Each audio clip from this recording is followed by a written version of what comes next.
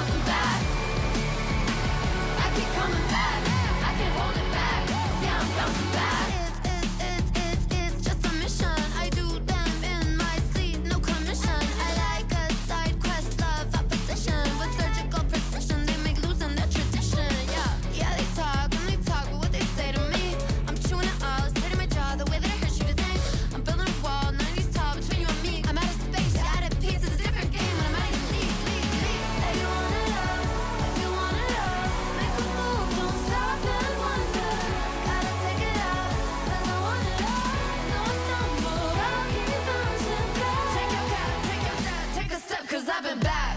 Oh, just like that, I beat you in, crank up back to back. Oh, just like that, I see a dub in my future stats. Oh, I know a place you can go, the doghouse outside my massive abode. It's lovely, it's cushy, and sometimes it's cold. Now sit and watch me get this gold. Oh, it all, I'll bounce back. I just want it all, I just want it all. I'm gon' bounce back. Said you want it all, but you want it all. Said you want it all, I'll bounce back. Said you want it all, but you want it all. I can have it all. If you knock me down, I'll go to the floor. I just got back up, I'll bounce back. I just want it all, I just want it all. I'll keep bouncing. Yeah, I'm bouncing back. Yeah, I'm bouncing back. I keep coming back. I can't hold it back. Yeah, I'm bouncing back. I keep coming back. Yeah, I'm bouncing back. I can't hold it back. Yeah, I'm bouncing back. I keep coming back. Yeah, I'm bouncing back. I can't hold it back. Yeah, I'm bouncing back.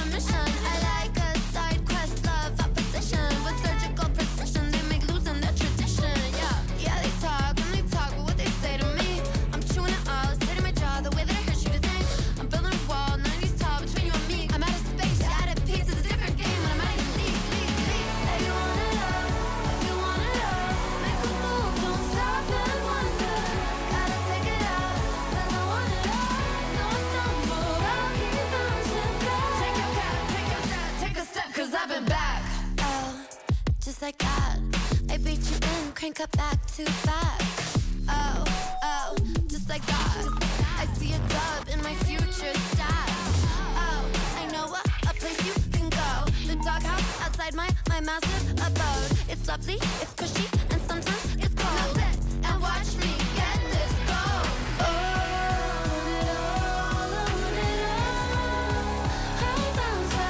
I just want it all. I just want it all. I'm gon' bounce. I'm gon' bounce back. Said you want it all, but you want it all. Said you want it all. Bounce back. Said you want it all, but you want it all. I can have it all. If you knock me down, I will feel the fall. I just got back up. Oh, bounce back. I just want it all. I just want it all. I'll keep bouncing. Yeah, I'm bouncing back. Yeah, I'm bouncing back. I keep coming back. I can't hold it back. Yeah, I'm bouncing back. I keep coming back. Yeah, I'm bouncing back. I can't hold it back. Yeah, I'm bouncing back. I keep coming back. Yeah, I'm bouncing back. I can't hold it back. Yeah, I'm bouncing back.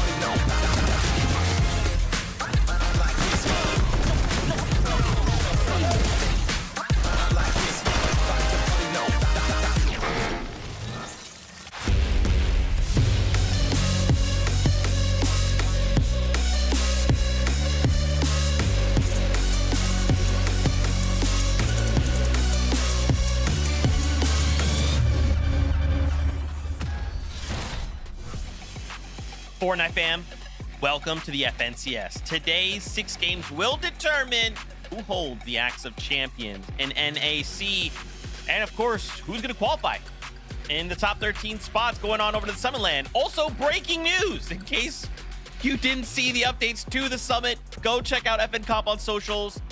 There's a lot to break down on that, and we would love to take time to do that, but we have 6 games ahead of us today. There's still so much story to be told in the right here, in the right now. I want to bring in Kelly Link and Vivid. Friends, day 2, obviously, big announcement comes out, but right now, we're looking at a close race. And of course, if Fortnite has taught us anything, it will be Fortnite. Crazy things will happen. Players will win games. Players will lose games. Players will rise and fall.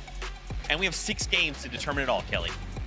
Oh man, I mean, we just wrapped up EU and it was so exciting over there. Sky and Scroll walking away as our winners from major number 1 for EU. And then obviously over in OCE, more crazy things happening. Alex being the first ever 7 times winner for the FNCS finals, also getting 7 victory royales. I mean, those are the other regions though, Vivid. We are here for NA Central, and if it's anything like what we got to see from yesterday, is that we are in all for some crazy action.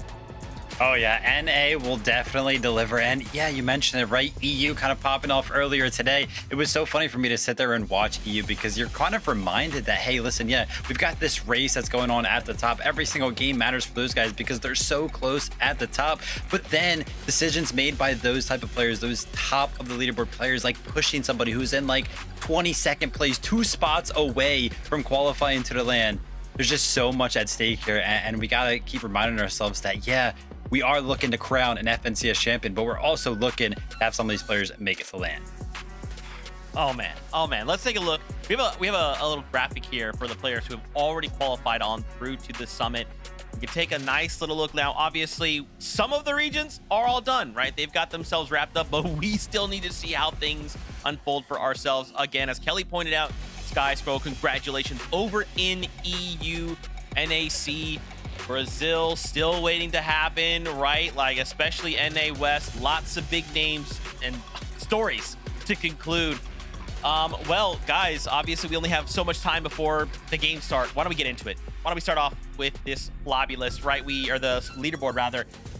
Top 13 is what we're targeting if we want to hit the summit. Right now, QK and Khan at 197 are in that top 13, right? And even if I look up just one more placement, Muzz and Sphinx only a point ahead. So, you know, Kelly, coming into today, a lot of these players either have to just put it all on the line and hold on to this top 13, or if you're outside that top 13, you really need to do everything you can to break through. I mean, QK and Khan in our final game from day number 1 was a great example to show just how crazy things can shift in a single game. They were beyond our stage 2 for our standings, and to get that final victory royale of the day, rocketing them up to that coveted 13th spot, because that is where the Dusseldorf tickets are earned. But of course, we still have 6 more games to go, and there's still some big names outside of that range, Vivid, and anything can change when it comes to Fortnite. Yeah, the second page is scary. It'll be interesting to keep tabs on this to kind of see how this is going throughout the day. Obviously, we know how yesterday went towards the top of the standings.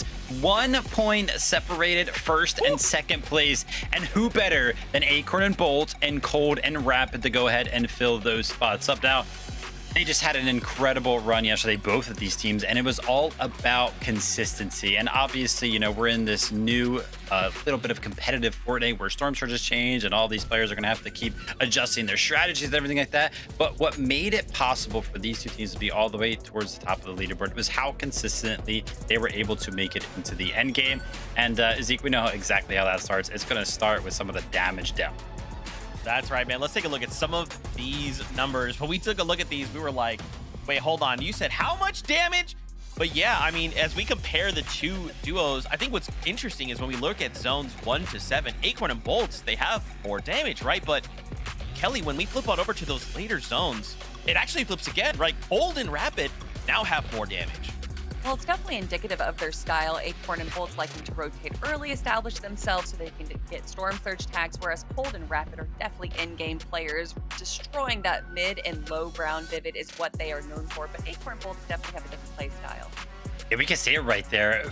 First and foremost, zone 1 through 7, Acorn and Bolts have more damage dealt than in the moving zones of the game. Like, that's crazy. Usually, you know, you're box to box with people, you're doing all that shotgun damage, but what kicks it off is Acorn and Bolts are landing all the way on the north side of the map. They have access to a launch pad. They're, of course, going to combine the effects of a mist and an overdrive grenade to make sure that they can fly as high as they possibly can. What this allows them to do is, even though they're landing all the way on the north side of the map, they can kind of fly all the way across the map and still secure themselves a very good position inside of the zone. What this kind of allows them to do is base up, just deal all the damage that they need to do. Like we saw zones 1 through 7, it's an incredible amount of damage that they are able to do. But because they're so safe, because they're able to land in those high priority spots, they don't really take any damage. And with the way that the new Storm Surge works, they're able to consistently make it to every single one of these end games. And that's why they're towards the top of the leaderboard right now.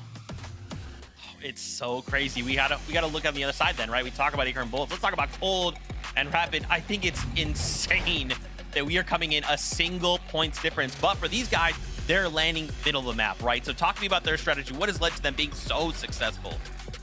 I mean, it's Cold, right? I think you can just put that name right there and then everyone can see the pathway to success. When he is locked in, he really locks in.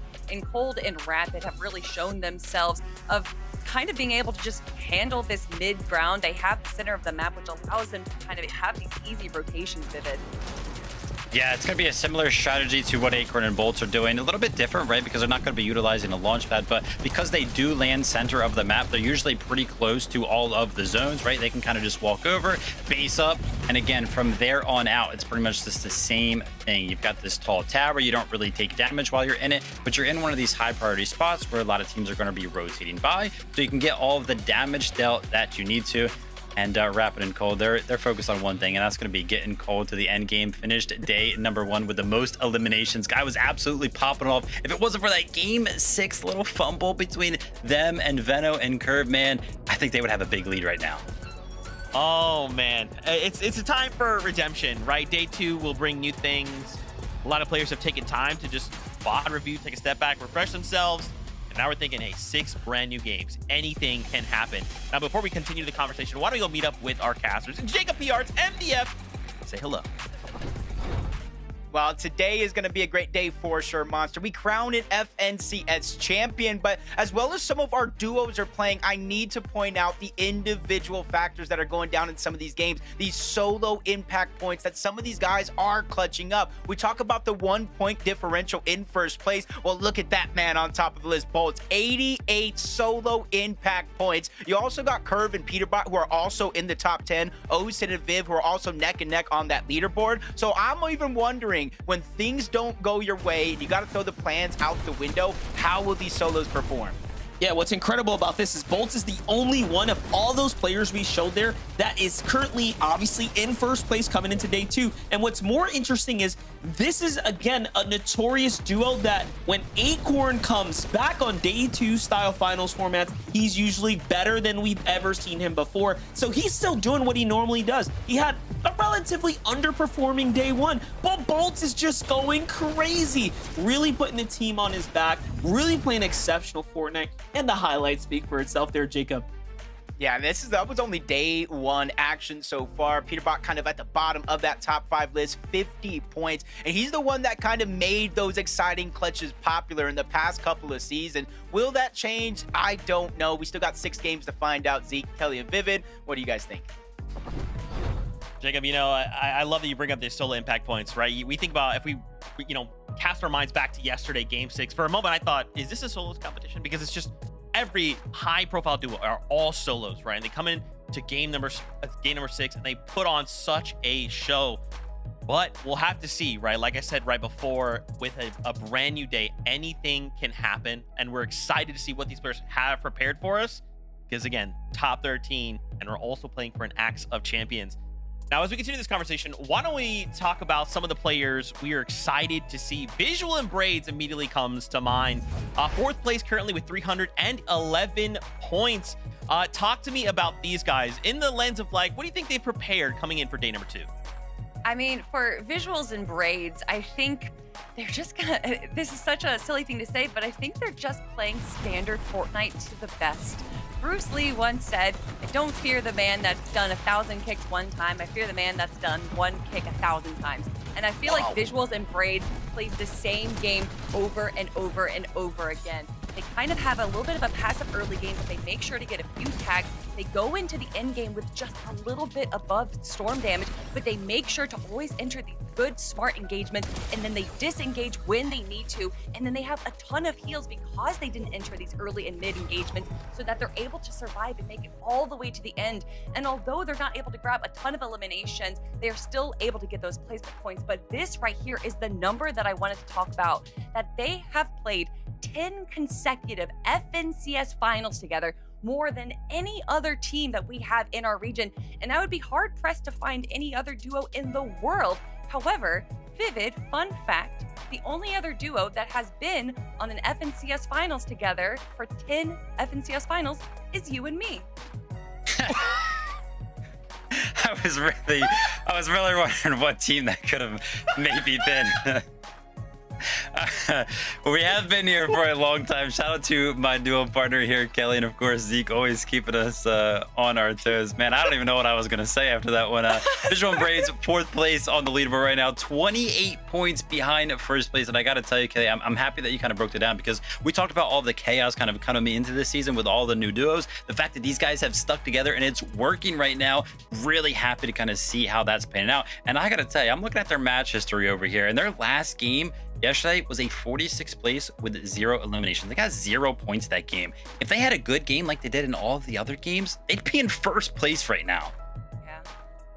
Fortnite fam, I hope you see that what me and Vivid see all the time again on these the broadcasts is that Kelly is a menace, okay? Why don't we talk about one last duo? It's Javi and Aminished. You know, they're currently in 5th place, right? 270 points, but again, what can we expect from these guys, right? A brand new day, new strategy, time to VOD review. What are we thinking? Well, you say the word new, and that immediately makes me think of how this team formed. And it's such a beautiful story to be written in conjunction with Visuals and Braids, because Aminished is the 3rd of that trio that we saw them compete all last year together. And we know that Javi was originally playing with Reet throughout before Major 1, dropping him literally the week that Major 1 was starting. So to see Javi and Aminished form together and be this new duo with that juxtaposition of visuals and braids being this long-lasting duo, and to see them still doing well, playing to what their advantage is. And once again, that is just making sure that they are making it to the end game. And I know that sounds silly, Vivid, but when it comes to the FNCS, sometimes that's the most important thing.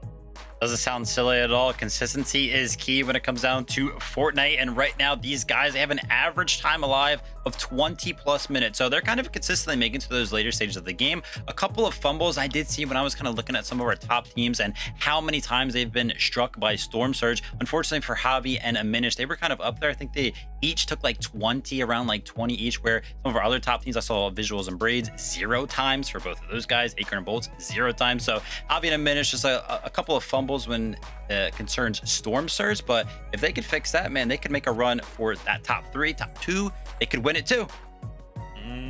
Another duo we actually didn't talk about is currently in third place, Agers and Ritual, 331 points. Kelly, that's only 8 points behind Acorn and Bolts. I mean, come on. We're gonna make this happen, right? Yeah, it's Ages and Rituals. They already got Victory Royale. They already got a second place. There's a few games where they're making it to the very end and they're just not being able to stick together and survive to the very final moments. I'm talking about that 21st and 17th place game that we saw from yesterday. But Agers and Rituals are definitely within contention. It's crazy. Looking at this leaderboard, literally any of our top 8 could make some crazy plays today, Vivid, and jump into that first place spot. I'm happy that you mentioned top 8. What about top 7? I see Clicks and Higgs sitting in 7th place right now. They started yesterday so hot. It looked like they were going to run away with the competition. Their high ground, it was so clean. I want to see them return to form today, have a good 6 games, and see where they end up.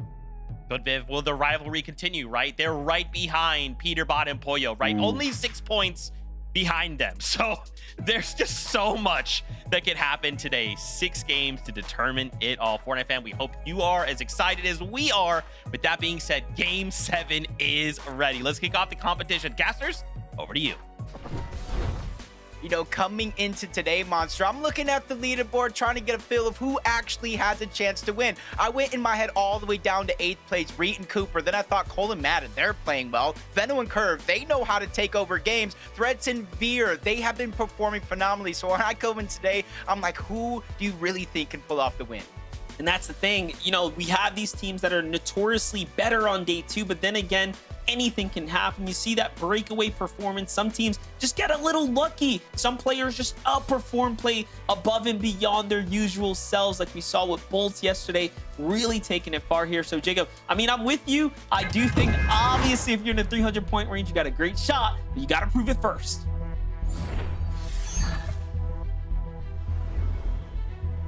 Throughout day number 1, Monster, we've seen big games, over 100-point games, almost every single one by at least one of those teams. So I kind of agree with you. It'd be crazy to think a lot of these teams can't catch up, but with a day break in between, a chance to VOD review, fix some of these mistakes, you got a new chance at life. But Dragon, Preon, Jack, and Pen, they're still going head-to-head at the split drop. It is going to be a 50-50 instead of trying to take 2 different sides. And Pen getting tagged up down to 26 HP. Jack as well. They get the first knock onto Dragon. He can't clean it up, though. He just falls short of that mark. Now it's going to be up to N-Pen to try to push in, but he gets taken down as well. Creon really clutching up. Yeah, this has just gone back and forth. You know, each team having their individual moments, essentially, but Creon and Dragon in the end are going to win. And they go right into Electro, and then he exposed himself. And no, you know they're going to push here, especially after seeing the shield crack. There's no reason not to. And not only that, don't forget, Electro was playing really good yesterday. I mean, they even got the best of Veno and Curve at some point. So this is not a team that you could just push over. Yeah, it sounded to talk about adjustments from day 1 to day 2. Electro and Ope were one of those teams. They landed up here, they landed at Battlewood, they came back up here. So already you could see the feeling to start their day. We're going to do better off towards the top. Let these 2 teams fight it out, and let's try to crash as a third party and clean it up. Paper and Rezi, a few struggles yesterday. Paper going down to a little bit of fall damage in the off-spawn fights. But one thing I've learned about Paper over the last 2 years is he's someone I feel like you could never count out. No matter how bleak it looks, he's somebody that usually ends up inside of the bubble. Yeah, he finds his way, man. When there's a will, there's definitely a way, and Paper is a vet that's been around the block for quite some time. And other teams that I want to, see a little bit more from today is obviously Veno's team in the end game. We saw how much of an explosive early game they had, finding all those extra eliminations, rotating into teams like these that are lurking on the outskirts. Jumping in with the early team fight right now is the first for Neo. Noisy have Zifta down right now. Void just playing roll around here, trying to stay in the game right now. They might have given him a little too much space to work with here. Being a 1v1 is a very interesting position. You really don't want to let him get that res off, but it's kind of hard when you almost leave yourself open to getting tagged up once you play a little bit too aggressive. Third parties are all around on this side. EO is going to be able to clean up that first knock, the elimination. Cypher quickly goes in, gets the materials. That could be the difference maker in him surviving and going down to Neo. He's looking to press in this fight. Definitely like what I'm seeing right now, but at the end of the day, Neo gets a little opportunity to back off, and it's good for him to do that. They understand the general area dynamic is that there are other duos here as well, right? This is no surprise to them, at least, obviously, given yesterday they had all types of third parties show up. Tyler and Chance on the other side seem to be doing things a little differently here. From Battlewood, they know that team is towards the south. That's going to be Slips and Toronto. They're lurking up on one. Just a little cheeky shot, not much build confidence. They realize they have the numbers advantage. They're trying to take it while they can and instantly get that first knock onto Slips without even taking too much damage, Monster. That's one thing we always point out in moments like this. It's great to get the elimination, but how much damage did you take back because of Surge? Threats, Veer winning their off-spawn fight as well, but you got to be careful. Veer was down to a sliver of HP. Yeah, talking about that damage exchange, that's not the kind of position you want to be in when you're finishing it up. A lot of it obviously getting gifted right back to the opponents. Such a different dynamic, the way Surge plays out. Chance and Tyler doing a good job right here, though. Pushing down Toronto. Toronto missing those important shots that are at least going to buy him a little bit of room. Gets one counter fire off, but in the end, Tyler, Chance find themselves with a clean elimination here. And Jacob, a lot of players are now officially eliminated this game. We're down to just 76 or so. You see even Peterbot there, recognizing that they have to play for a big, big game right now. Peterbot's someone that yesterday towards the tail end, I'd say the last 2 or 3 games, seemed to be playing really aggressive in the early end. Yeah, I think you kind of realize, especially with a lot of these teams, Clicks, Eggs, Peterbot, Poyo, and you even saw Acorn and Bolts in some instances where they were either on the line of Storm Surge barely ahead or in some instances below that actual damage threshold. So sometimes you're going to have to think differently and probably pull out one of your tricks. We know Peterbot can get aggressive and flip that switch in a moment's notice. And I think a lot of players are feeling that same way, whether they're contested or not. I think Kelly was one of the ones that spoke about the point differential in eliminations from a 1-point format, a 3-point format. This is 4 points per elimination. We broke it down yesterday. The very last major that we had in NA Central was decided by 3 points. That's 1 elimination. Honestly, that's 2 placings difference to winning the actual FNCS. Yeah, we saw there was a moment yesterday when Clix was going for that Victory Royale that they knew, and he knew he had to risk it all, and he was willing to go into the storm just to try to secure those extra eliminations. He knows better than anyone how close things can get towards the end. You want to put it all on the table for G-Monster and Magma, though. You can see there, they have officially been exposed here. Yeah, that kind of breaks all the builds. Gets you a little bit of shields, but doesn't really help when you're already full shield. G-Money just trying to go ahead and move in, help out Magma. He takes a big shot straight to the face. Neko's going to attack from the other side. 20's there, still trying to put pressure, but playing a little bit more careful. Doesn't have shields, can easily get one shot here. Instead of using it, he's just trying to put down pressure with Neko. But now that Magma and G-Money have healed up, it might be a wise decision to finally pop those heals. Eventually, that wave will burst through this area and break all the build spot if you're ready for it. 20 with a cheeky angle, landing some good shots onto G-Money yet again. This is such a claustrophobic fight here with 20 and Neko still having a huge advantage. Great angles, however, they've already gone through 2 of their Flowberry miss, so big investment so far. This has to come to a screeching halt here soon, or it's not going to be looking good for anyone involved in this fight right now. G-Money jumps back over, gets some of those extra heals, and I think they're trying to find an exit strategy. Yeah, it's not every day you see fights going down underneath in these tunnels, where there's kind of the 2 ways in and out that you kind of port through, then usually one exit. So we'll see if that fight does continue or either teams do try to disengage out. Peterbot Poyo this time around. I know you talked about that one elimination, but it seems like teams are getting more and more comfortable rotating in towards Swiftly Shores. Maybe you have to account for yesterday, one of the big focal points of their strategy was building that massive surge tower just outside towards the gas station. So teams are maybe saying, hey, we can go in, sneak some, maybe try to get out. But a different change of pace for Peterbot and Poyo. They're actually going in, looting up the entire POI. So for CDZ and Raven, this might be a chance for them to lurk or get caught off guard. Yeah, definitely. Or you can think about how aggressive they were playing. They were actually leaving their POI to try to fight other teams. So for CDZ and Raven, maybe some of their strategy revealed to them, like, we can kind of come around. They might not even be here. But clearly not the case here in game number 1. Virtual Agers can't quite catch a lurk onto Visual and Braze. That would have been a massive elimination right there. One that would have surely shaken up the leaderboards, given that both teams are neck and neck right now. Visual and Braids get lucky enough here and don't let their guard down. Yeah, this is the blessing and the curse for Visual and Braids, though, is because in the last game of the day yesterday, they went down to a team lurking on this exact spot. Visual and Braids, for the most part, since they land just outside of Dark Dominion on this split drop, and there's mountains. And then on top of that, Monster at center zone. How much better can it get? They usually stay here for the first 4 to 5 zones, depending on where it pulls, and consistently gets damaged, because no matter where the zone goes, north, south, east, or west, the chances are very, very high. Teams will have to rotate around Visual and Braids in order to get inside of the zone. So just make it a huge focal point of their strategy. So if you guys VOD reviewed yesterday, coming in today, you can kind of see that in terms of Visual Braids. Maybe you can try to plan around it. But Acorn and Bolts, with Vivid breaking down their rotation from the backside of their POI, that long launch pad that they mix with the utility, and another instance of that as they quickly get to zone. One of two teams that had a near perfect day for the most part. Not really dropping any rounds, but talking about teams falling short right now. You have Greek falling here. Off from a team in the distance. Muzzin Sphinx recognized the danger immediately after the Flowberry Mist comes down, and in they go to get the finish up right there.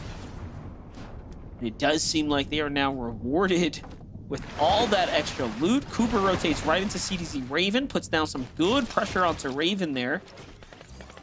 But do they recognize there could be just a solo here on the other side of the wall? That is the question here. I think Cooper knows that he's in big danger here, so off he goes.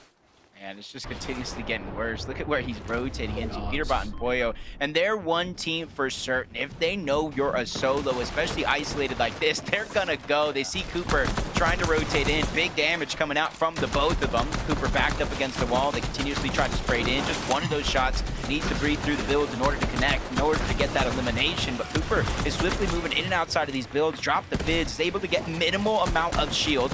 At least is able to help him survive this onslaught, at least for an extra couple of seconds here. But Peterbot and Poyo continuously on the look. Again, they know this player, Cooper, is a solo, so they're not going to stop until they secure that elimination. 4 more points for Peterbot and Poyo in a game that's looking very, very accelerated. Gifted that time around as well, just landing right on them as they were trying to finalize their metal reserves for the mid game here. Meanwhile, look at this, Veno in curve. No elims just yet. This is definitely a huge surprise to us, as we've seen them be overly consistent when it comes to elims in the early game. What is Veno gonna do? Is he gonna chop this down? Like, I'm curious at this point.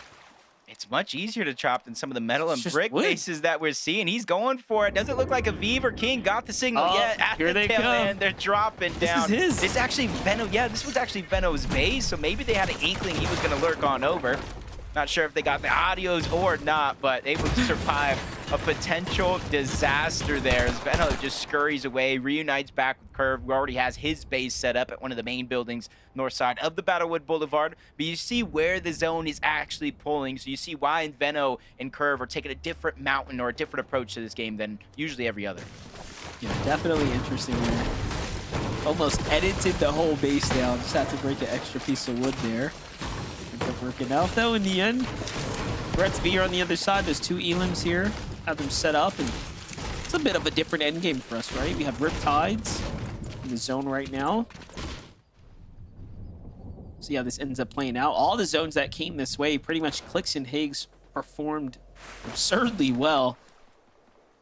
See if they can continue to pick up the pace here and propel themselves back into a top 3 position. Cold and Rapid on the other side were the team that was finding all those eliminations in the end game, right? The amount of success Cold and Rapid managed to string together when it came to end game eliminations clearly showed on his standings, Jacob, given that they had just an insane amount of points based off of elims alone.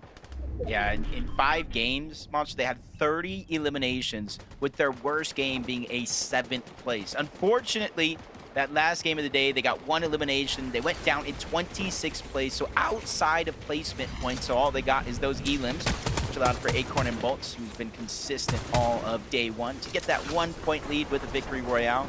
See how things continue to shake out. Javi and Aminish here, sitting on the leaderboard, 5th place going into this game. And this is where there's a little bit more of a gap. Everybody in the top 4 has 311 points or more. Javi and Aminish are sitting at 270 points on the overall tournament. You can see 15th place with 4 eliminations was going to be their starting game, and each and every one got better.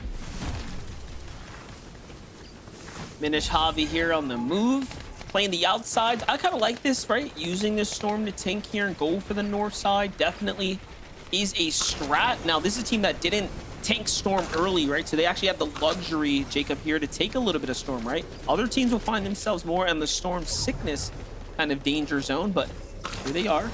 The zone moves right into them now, and they have relatively strong positioning here.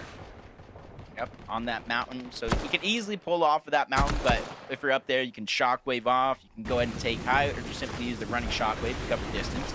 5th zone going into 6, so it is going to be a 2-tick of damage if you're inside of the storm. Going to change it into a 5 in about 20 seconds when it does close.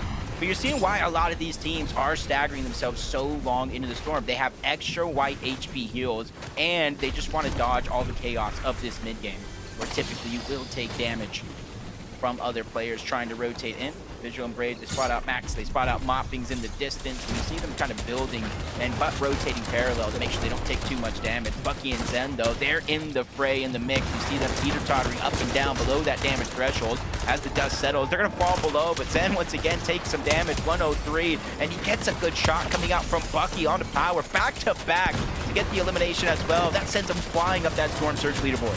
That was crazy. Big performance, big opportunity there for Bucky to keep his team in the game now. They went from danger territory to well above and safe now. They just have to survive the onslaught. And look at this. They eliminated that team long before they can even get situated and start digging into the heals that they were pretty much saving up here in the reserves. But Ritual, it is not looking good for him right now as he is down and out. This is all up to Agers now. He's putting his team on the back here. Picks up a little bit of the loot that was left over, but couldn't quite get the extra heal here. We'll see if he ends up having time to double back now as the zone is pushing there. There it is. And luckily for him, I mean, the pressure eases up. Now, we are in the in-game, right? So Agers is positioned just well enough with shockwaves, all the extra mats and heals here to actually clutch this out and turn this still into a positive sum game for them. Yeah, it's 264 above the damage threshold. That can teeter-totter, pretending where the zone goes. You can easily try to go ahead and grab shots on players rotating through the sky. He's not the only solo there. You see Salt and some others on that side of the map. Probably easing the tension, though, since they're all solos. The chances of getting aggressed on are going to be very, very slim. As opposed to this side of the map, where you have Peterbot, Koyo, and a few other duos positioned 600 above the damage threshold. And you're seeing almost a different approach to start the games yesterday to start the games today. Yesterday, they were elevated pretty high up in most of these end games, going from zone to zone. This time around, they're going to start at the low ground and probably elevate themselves with each and every passing zone. Gonna have to definitely find some new positioning. Not sure if I've ever seen Peterbot and Koyo be so passively tucked in the low ground on the backside of zone here. Look at this. The zone's going to pull far and away. Now, again, they have that natural terrain to play off of here, so they're going to get a lot of value for their shockwaves. Real catch is if opponents start to base up sooner rather than later and get pretty much a bit of that high ground, they will be able to be opened up to a bunch of fire. Threats and Veer find themselves below the surge. They're actually trying to out-survive this, waiting for the moving zone here as opposed to looking for a fight right now. So this is a team that's going to be fishing for damage here on the moving storm. Yep. 126 below. Even with that contested off-spawn fight, you got to imagine, since it is off-spawn, 100 HP. If they took damage, you saw Veer down to a sliver of HP at one point to start the game. So Just because you're contested, just because you win, doesn't mean it's all joy at the end of the day. But you were right. It does look like their first attempt is going to be to out-heal it, but 17 players need to go down. They're just on that line, 45 damage. They spot Skiddler and his duo above. They're trying to get one of those shots to bleed through. They have the Thunderburst, the consistent pressure, but no luck on their side. 60 below, taking damage. They have no extra heals, Monster. In this moment, they are going to jump above. Storm Surge for them is not going to be a thing, but they need to be persistent, try to put down the pressure, because just because they're ahead here doesn't mean they're going to be ahead in the next zone. Peterbot Boyo, though, continues to do what they do. We said that they were looking uncharacteristically positioned on the backside of zone. You can see it's ending up playing out in their favor. They find a Elim here, and then they rotate in smoothly right afterwards. But when you start looking up towards height, when you start looking at who's trying to position for the big win once again here, it's Clix and Higgs. I love that they're trying to take on this identity as a high ground team, and one that's willing to put everything on the line doing it. Yep. 8th zone, though. We've seen so many instances yesterday with team after team after team sending it for that high ground, trying to fight. Agers was one of them, but it's not going to be one of them in this game. 77 below the damage threshold by himself. Tries to sneak a shot in onto Jarku and Carillion. Doesn't find any luck there, but he needs to be persistent because he is out of heals. 165 HP. He can only take about 8 ticks of this zone total, even if he was full health. And those ticks are being a huge difference maker, forcing him to try to make a play here. 145. He's going to be able to make it above on that last one because of the shockwave of somebody else. But now it's his turn to try to shockwave in. He takes that same amount of damage. The blessing here, though, Monster, for him is Storm Surge just deactivated. That's right. We are inside that top 40 from the high ground, though. Clix and Higgs doing exactly what they do best. Already finding several sets of elimination. Little extra damage onto what looked to be Curve and Higgs there. But while we look away, Zen tries to come up here. This is, of course, Bucky and Zen trying to make a play for height, but Clix and Higgs shut it down, and they remain successfully in control here at the moment. Now, do keep in mind, they committed very early here, and they didn't have max material. All that they're trying to do right now is show that they are willing to dominate height here and play for the win. Yeah, Higgs finally getting that elimination, getting cleaned up for Bucky, looking towards the backside of the zone, trying to find Loop, and instead he finds Tyler Chance. Not sure if they see Peterbot and Poyo either. They're going to shockwave to the front, not just yet going for height. We still got a few more zones for that to be a possibility, but if you look at their material count, they might have to get an elimination first. Muzz and Sphinx going to be above. Acorn and Bolts down below in the mud, find themselves 2 more eliminations here. Acorn not getting one, so no siphon for him, so he has to beeline it to the zone. Not a lot on the Chug Jug either, so a dangerous position here for Acorn to be in.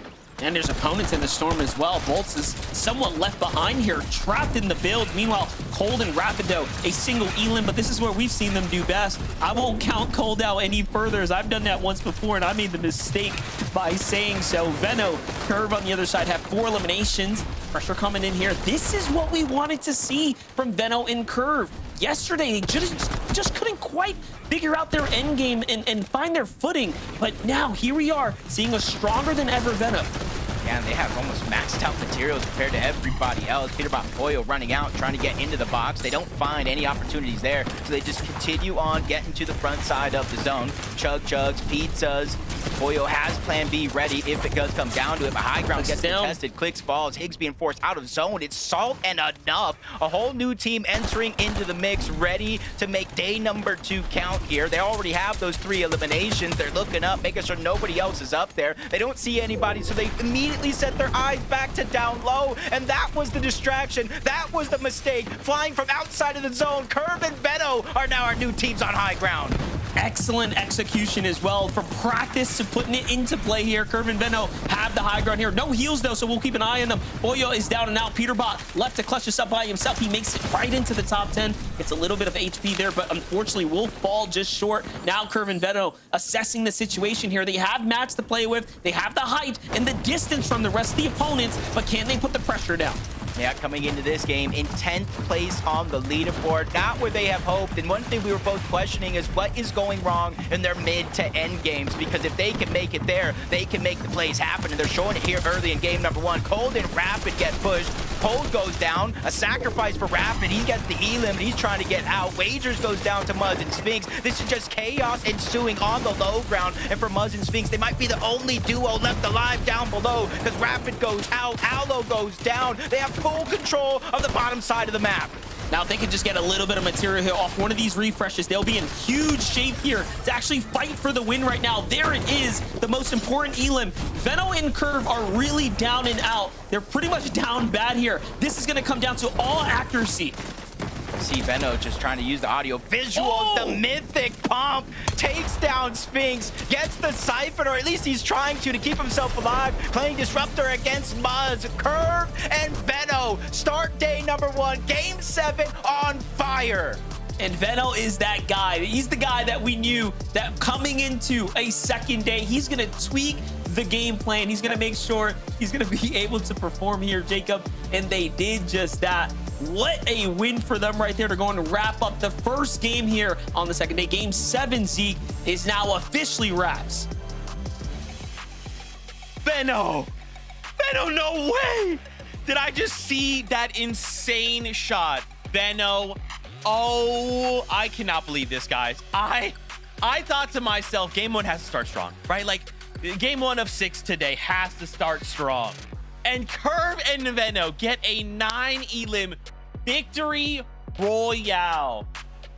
Kelly, I'm losing it. Yes, you are, but they aren't. And I think that there was a lot of us wondering if they were losing it after day number 1, ending the day off in 10th place, which, you know, reasonably isn't that bad of a position. But when it's Curve and Veno, we were kind of expecting them to be in the top 5 after day number 1. But if they continue to play like this, Vivid, if they're able to run that mid game and then wait for the opportune moment to steal height, just like they did in game number 7, then I can imagine we'll be seeing Curve and Veno climbing up that leaderboard as the day goes on. I mean, Veno coming over to NA, he was one of those players that people were kind of expecting to see up on the high ground, and that conversation kind of fizzled out. It felt like kind of, you know, coming into these grand finals, Clifton Higgs, Peterbot, and Pollo, they were the 2 main contenders that everybody was kind of talking about. And it feels like finally in game number 7, we get to see exactly why those initial thoughts of Veno looking to control the higher ground were even a thing to begin with. And I gotta tell you, this is very, very scary for this grand finals and everybody that was above Veno and Curve at the start of today. Because yesterday in day number 1, they did not have any singular game where they got better than 10th place. This was their first time jumping into the single digits of placements, and they win it. And they look disgusting. I mean, that shot right there from Veno, you guys couldn't see me. My jaw was literally as far down as it possibly could go. He looks like he's in form right now. The duo's looking good. They made it to the end game all the way, and they were on the higher ground. I don't know. I'm scared. Oh my gosh. This is why sometimes we talk about like day 2 teams, right? Day 2, they come back even stronger. Has Veno been set free? Is he off the leash? Is he going crazy? Oh, wow. Okay. Don't worry. We still have 5 games left to go. We're going to take a short break. When we come back, you know we have to take a look at those standings because there's been some changes. We'll see you in just a minute.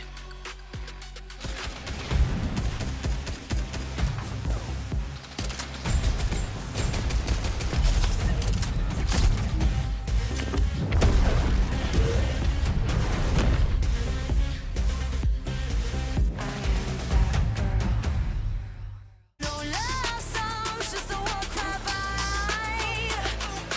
This is my world, watch me arrive. Watch me arrive. Watch me arrive. Watch me arrive. 2 teammates have his back. There's Nash, gets the drop on the Marius, stays alive. They're targeting out Vanya, 3v1.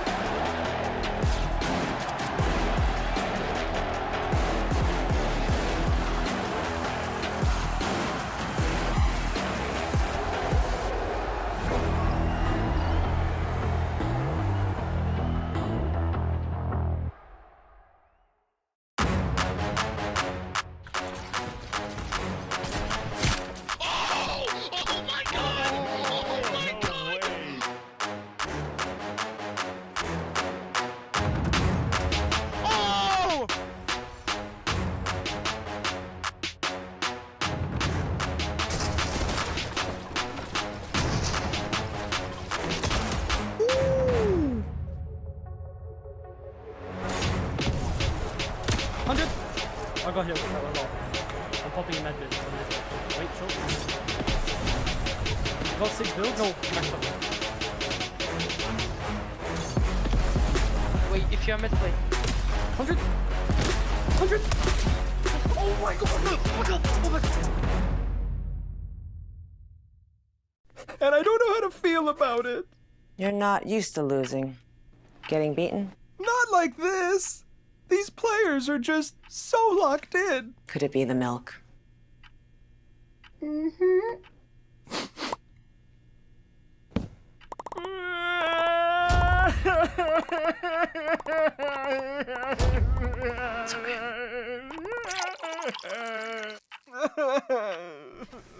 Stay there.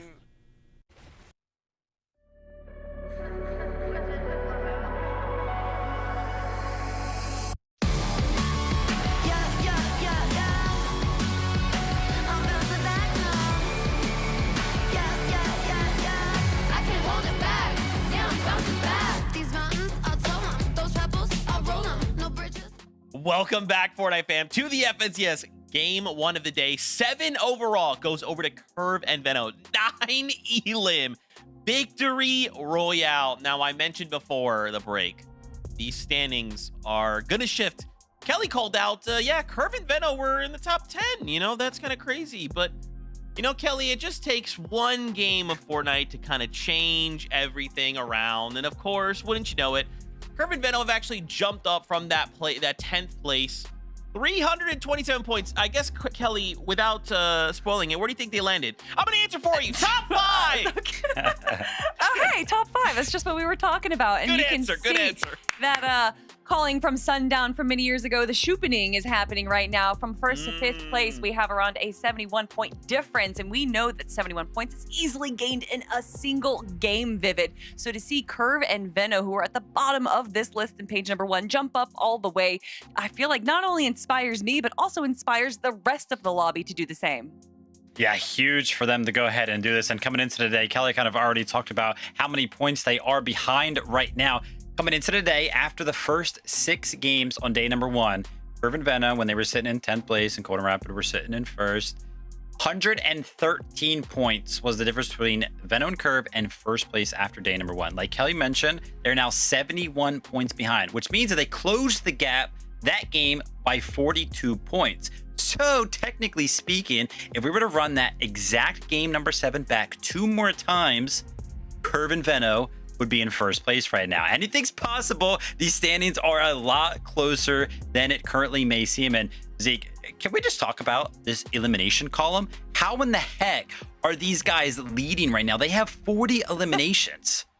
They are getting active, Vivid. That is what's crazy, right? The overall placement they have may not be the craziest, right? But I mean, when you have 40 eliminations, 40, they have an average placement of 17, but it doesn't matter, right? This is what that difference maker was of that additional point from Elims. But guys, also just look at this leaderboard, right? Look at the little numbers right next to their placement, right? We see Golden Rapid, Acorn and Bolts, they swap places, but everyone else besides Veno and Curve have not moved, right? That top 6 right before they jumped in here are all pushing forward together. It's so insane. I mean, even look at like Peterbot and Pollo and Clicks and Higgs. And now we also have to look at Javi and Aminish, because Clicks and Higgs are now tied with them points wise, but Peterbot and Pollo are only 10 points ahead of them. I just can't believe how close all of this has become after a single game, Kelly. Yeah, and I mean, we're taking a quick look at Peterbot and Pollo right now, and that looked actually like that could have been a very successful game for them. However, Peter was a solo player towards the end right there and did go down, I believe, in 9th place. There was a moment in that game, though, where it looked like they were taking a peek up onto Height. They saw that it was Clicks and Higgs, and for sure, I thought they were going to go and steal for Height again. But it didn't look like it went that way for them, Vivid. However, it does seem like they're already starting to change up their strategy just a little bit from what we saw from day number 1.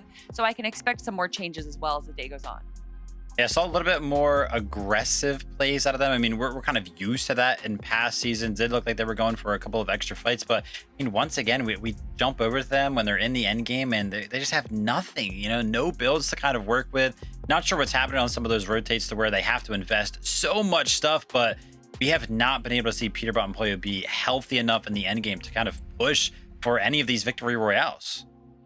You know, and it's tough because this is just the first game of the day. We have 5 more, but we also can't really skip a beat, can we, Vivid? Like, we need to make sure now more than ever we are minimizing those little mistakes or whatever. Like, again, look at the top of the leaderboard, right? We came in, Acorn and Bolts was 1 point ahead. Because of this last game, Acorn and Bolts fell in 12th place with only 2 elims. You look up, Cold and Rapid, a 4th place with 3. This is going to come down to this over like the next 5 games, right, Kelly? A single mistake. Everybody is taking steps farther and farther up the leaderboard. A single mistake will suddenly shift everything. And enough of those chained together, suddenly the point thresholds are going to see that patented shoopening like Sundown called out. Well, you say these single mistakes, and I think in reflection of that is that you can't just have these teams that are kind of playing a little passively, right? They're going for placements. Maybe they get a handful of eliminations. You need these teams that are able to pull out these pop-off games. And that is why Cold and Rapid, although they might not be having these wins that all these other teams in our top 5 are having, they did have that 11 elimination 2nd place. So these pop-off games are now what's going to be separating our top from the rest of the lobby. Golden Rapid, man, they continue to be consistent. They're trying to pull away. A couple of teams are on the hunt. 5 more games to do it. Oh, man. Let's get right back into it. Game 8 is ready. So, casters, take it away. Monster, they're talking about 5 games left. It almost feels like that's a lot of time, but you and I both know these games will go quick. We already seen an accelerated game 1 in terms of eliminations. Yeah, definitely. That game 1 started off so fast. We looked up, 76 players were eliminated or left in the lobby. There was no first kind of surge warning that we're really used to seeing with ED+. So we just kind of jumped into the mid game and things were so different. The dynamic, you can tell, is already shifting. You know, there's something new in the air here, and our top teams are starting to break away. So let's just go on the battle bus one more time.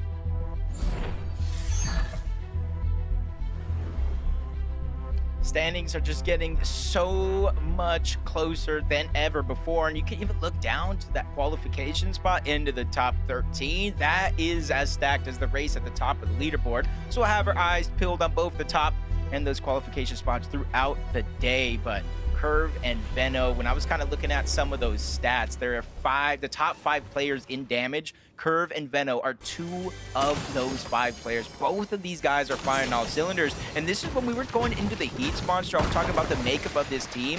Obviously, the accolades aren't there on Curve, but it reminds me so much of that Queasy and Veno duo that dominated EU for so long. Yeah, I can definitely see it. And, you know, we called it out at several different points last time. Game 1, Curve and Veno's ability to ambush multiple teams at different vending machines was honestly commendable. And then we tune in like game 3 or 4, and they have like 7 elims in the early game. So clearly they have figured that part out. And if today it's all end games with Veno and Curve, I mean, all they've been doing all season long is practicing psychoing for height and dominating, right? And hey, this is the 3rd time now Veno basically makes an end game, 2 of which he went for high ground. So he's showing us if he's got a shot at it, they're going to take it. Seeing so many teams really kind of emerge and their game plan set in stone, but these quick off-spawn fights really prove to kind of be the difference maker. Taking Mafia against Jack and NPen, already 1 elimination being cleaned up by NPen. Mafia is going to be the one going down, but they kind of switch up their drop spot a little bit. It's not too far away from the split drop towards the left, but they're actually full committing to the south side of Frigid Fortress this time around. Not sure if it's a bus path change or an overall game plan adjustment, but for Jack and NPen, that might be the difference maker, but you got to be careful because you got Minished on the other side, you got Osin and Scare on the north side, so it's not going to be as free as it seems. There's a lot going on here. Definitely, they're kind of in the mix here. Now, they do have, like you said, that early elim here, so it's a single player left in the duo. Tick there, just hiding out, trying to buy his time here. Seems like he finally finds an opportunity to jump back in the mix. Jack has to come to the rescue. Can he get a way in? There it is, but oh my gosh! What a shot by the Tick here. And this is what, this is what happens at the highest level of play, right, Jacob? Like, anything can happen. Pros do have their moments where they end up clutching up, and although he does get full finish here, it doesn't matter. NPen is now in a much worse position. Yeah, NPen is just hoping that Osid and Scare get bored. They don't look for him, and you can kind of see in the feed that NPen did not get eliminated. But in comes Dragon and Creon. This might be a blessing for NPen to try to get out. He does have the zip line, though, leaves you open to taking shot. Creon Dragon not slowing down. Big shot onto Osid. It's going to push him back into the box. They have to try to find a way out. Creon's there on the other side. They even get the roof. Dragon pulling full aggression on this fight against Osid and Scare. They already get the first knock. Creon with the other angle. They get a full-on wipe. They played that perfectly as well. Leaving that weakened wall there while Dragon distracted from the high ground and then takes it at the prime time there. The timing just couldn't have been better. Looks Scare's trapped, caught with this pickaxe out. Just not much you can do here. Meanwhile, Falcons, Peterbot and Boyo back at it, this time onto Chris and Drew. We've seen this fight happen before. The last time Chris and Drew were left almost in shambles, chased across a big section of the map. And it seemed pretty similar when the zone was kind of keeping Squibbly in play. They essentially went for the battle. Peterbot and Boyo early on are willing to take some of these risks, but you can say Peterbot takes a big shot, forced to back up. They didn't necessarily win the trades here when it comes to Surge. So they're going to have to go back on over to Squibbly, where in essence they do have almost infinite heals that do spawn up over towards that rift.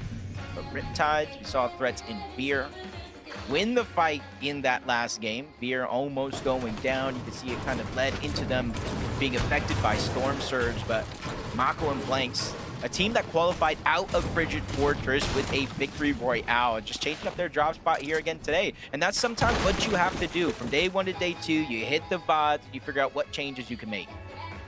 Threats and Veer were successful in the last game. This time, Threats is left to play this one out by himself, at least here at the start. And once again, though, Jake, I'm looking at that overall player count, 78 remaining. So it seems like the early day jitters are out the window here now. Here's back to Curve and Veno playing similar to the last time. It made sense why there was that big wooden base. This is just the early game strategy. Committing here to play for a Surge Tower. Where he's going to give up all the loot to Curve right now. You know, Curve is kind of, I wouldn't say the mastermind by any means, but he's the main guy, the main source of their early game damage. Trying to get Surge. You see them breaking open the tops of buildings. That way nobody can safely lurk nearby. And I think that's one thing for certain, because we saw Veno try to make that attempt in that last game, lurk back towards a Surge base that was momentarily stolen. And I almost wonder if that's why. You see a lot of these Surge bases, Monster, metal, brick. Veno and Curve, for the most part, they build it in wood. Yeah, they know it's temporary. They don't want to attract too much attention. And maybe when it's wood, it kind of signals to other people, no one's going to be based up in wood, right? Surely not. It's all part of the strategy. Mind games at play here. H-Cube and Cryptid do end up finding threats there. So from Solo now back to the lobby there. Got a little update here with Cold and Rapid.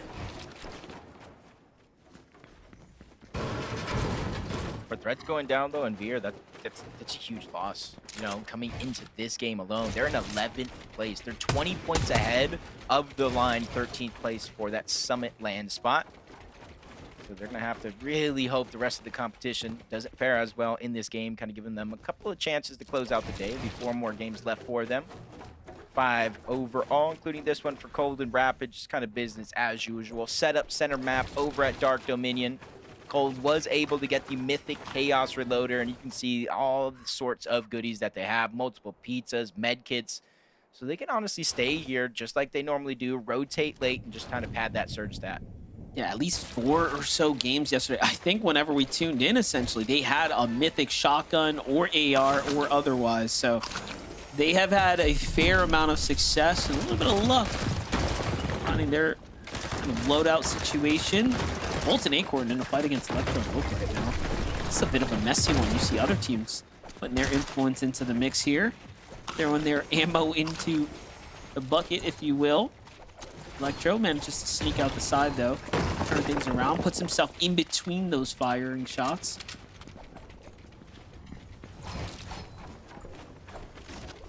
Uh-oh. Was prepared for this with Acorn, but for Electro and Ulk, they don't want to overstay their welcome here. Shockwave outside of range for Acorn and Bolt, but they end up in the range of Bull and Madden. have also been performing well so far on day number 1. It looks like Electro Ulk are looking to get aggressive here, maybe for some early surge or eliminations, depending on what they're looking for overall, if they want to try to fly up that leaderboard. But there are 4 teams directly in this location. Acorn and Bolts all the way towards the north, and a couple of teams stacked up in between. Electron Ulk got all of that information through the past couple of shockwaves, and I do think they're making the right decision. Focus on getting into zone instead of staying on a stacked edge, especially for their loadouts. Yeah, they don't have nothing. A couple of fished up floppers already. They're going to have to get their material count back. But you saw there, Cold, they thought they were spotted out. That's why they based up almost defensively out the gate, which gave Electro the signal. Like, yo, wait a second. These dudes are hiding from us. Like, maybe we should take this fight. I think he's out, though. Peterbot Pollo back at it right now, finding CDZ and Raven here.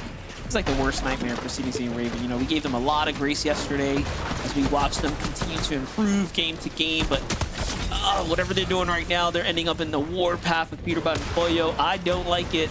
I'm sure they don't either. Hey, they almost got the down onto Pollo. That's going to be a non-factor. He does clean up that elimination. It almost makes me wonder if CDZ and Raven rotated in towards Swibbly in that last game. They did not fight Peterbot and Pollo. So they're probably thinking, like, Peterbot and Pollo, they're not going to be here. They're going to rotate on out. This time, a whole different plan for Pete and Pollo. They stay around Squibbly Shores. They spot out the team rotating in, and they just fight for those eliminations. 8 more points for them as they continue to rise up that leaderboard. They closed the gap already with game number 1.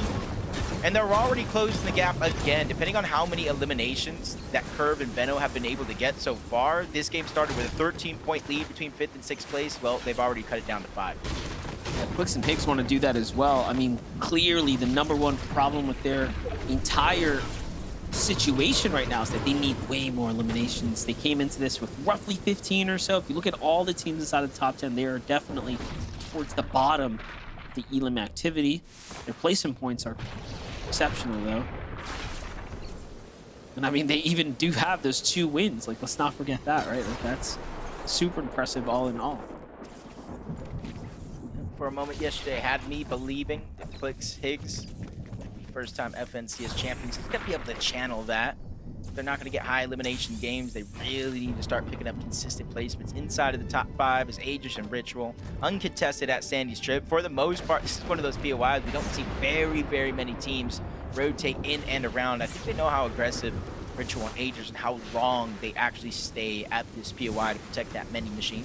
Get some early surge and avoid rotating around so they don't take any free damage to some of these other teams. Rotate late in the next couple of zones, but for Hobby and Aminish, they've already made it priority to rotate in towards the zone. Not too far away if you look at the minimap, those little blue arrows, yep, that's visuals, that's Braids, kind of taking a page out of their playbook, elevate themselves on a mountain in the center of zone, and hopefully teams make mistakes rotating by. Yeah, their strategy hasn't changed. I mean, even last game was not too bad. If they could have just pushed it a little bit further, they'd be sitting still inside a 3rd, but 16th is still an end game, you know, overall. However, the big points start to really add up if you break into the top 10, closer to that top 5. Nothing Sphinx here. Don't see Sphinx. Yep, looks like he must have been caught in some of the action here. Look, Jacob, we were talking about how fast, you know, the first like 2 zones have played out, and then from then till now, it's almost as if no one's been eliminated. We're still at that 76 player mark. It's almost the feeling of some of these contested drops or the surrounding lands. There's a little bit of freedom because everybody has that time limit where they have to drop, they have to get their loot, they have to mat up, they have to grab their resources. So maybe that's the little window of opportunities some of these teams are going ahead and taking for their own. Play out here. Fresh is going to be the name of the game if you're looking to make up with some of those points. We see Benno and Curve already doing it. We're seeing Peterbot come online with doing it. In instances, we talked about some of the solo clutch impact points monster. Aegis wasn't necessarily on that list, but if we would have kept the list going for these last couple of games, added on top of that, Aegis did move, I believe, into the top 5 of solo clutch players. Most definitely. And this is a great kind of position to start catching up. Talk about Visual and Braids' journey, right? Look at this. The zone's pulling south, and this is actually favorable for them because they have some distance from the edge, and they can see all of these potential opportunities of teams that have to move long before them. So they have their clear pathway to success to overdrive out. And then they have teams all in the distance here to kind of pick apart in the process. Meanwhile, though, Clicks is actually in a world of trouble. Why in the world would he end up by the Dark Dominion? We'll just have to figure that one out here in a second. But he's lost Clicks in the process. Yeah, Or Higgs. decisions, yeah.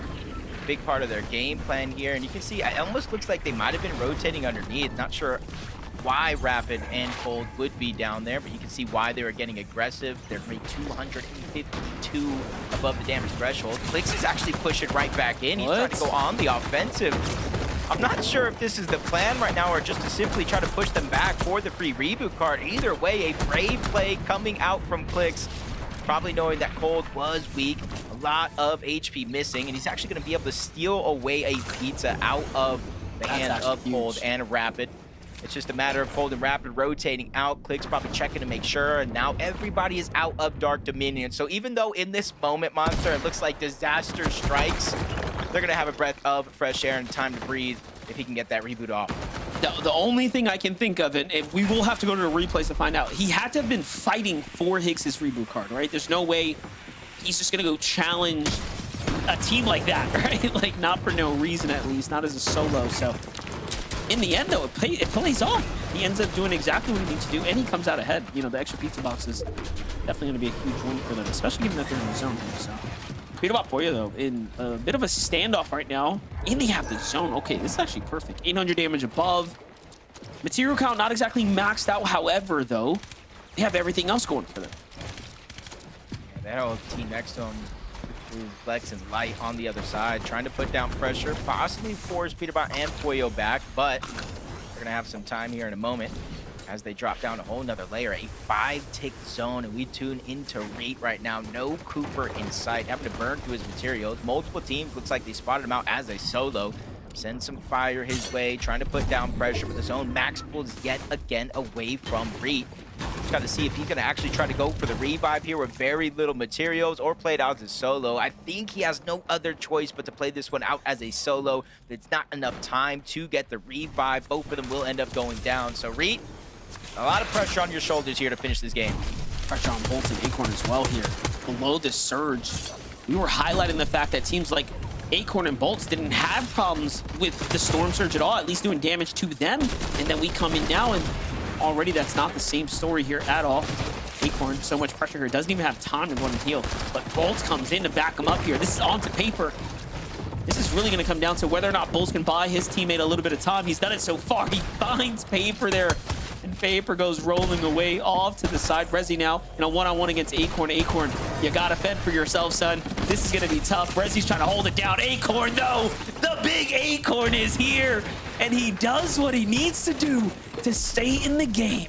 But no, Bolts have to leave him. Oh, my gosh. I can't believe that series of events. Acorn and Bolts forced to fight. They shockwave away. Bolts tries to make a heroic play, but just gets cut a little too short. This game right here in terms of the leaderboard, Monster, they are going to feel for sure. Outside of Elam, those are the only points they got.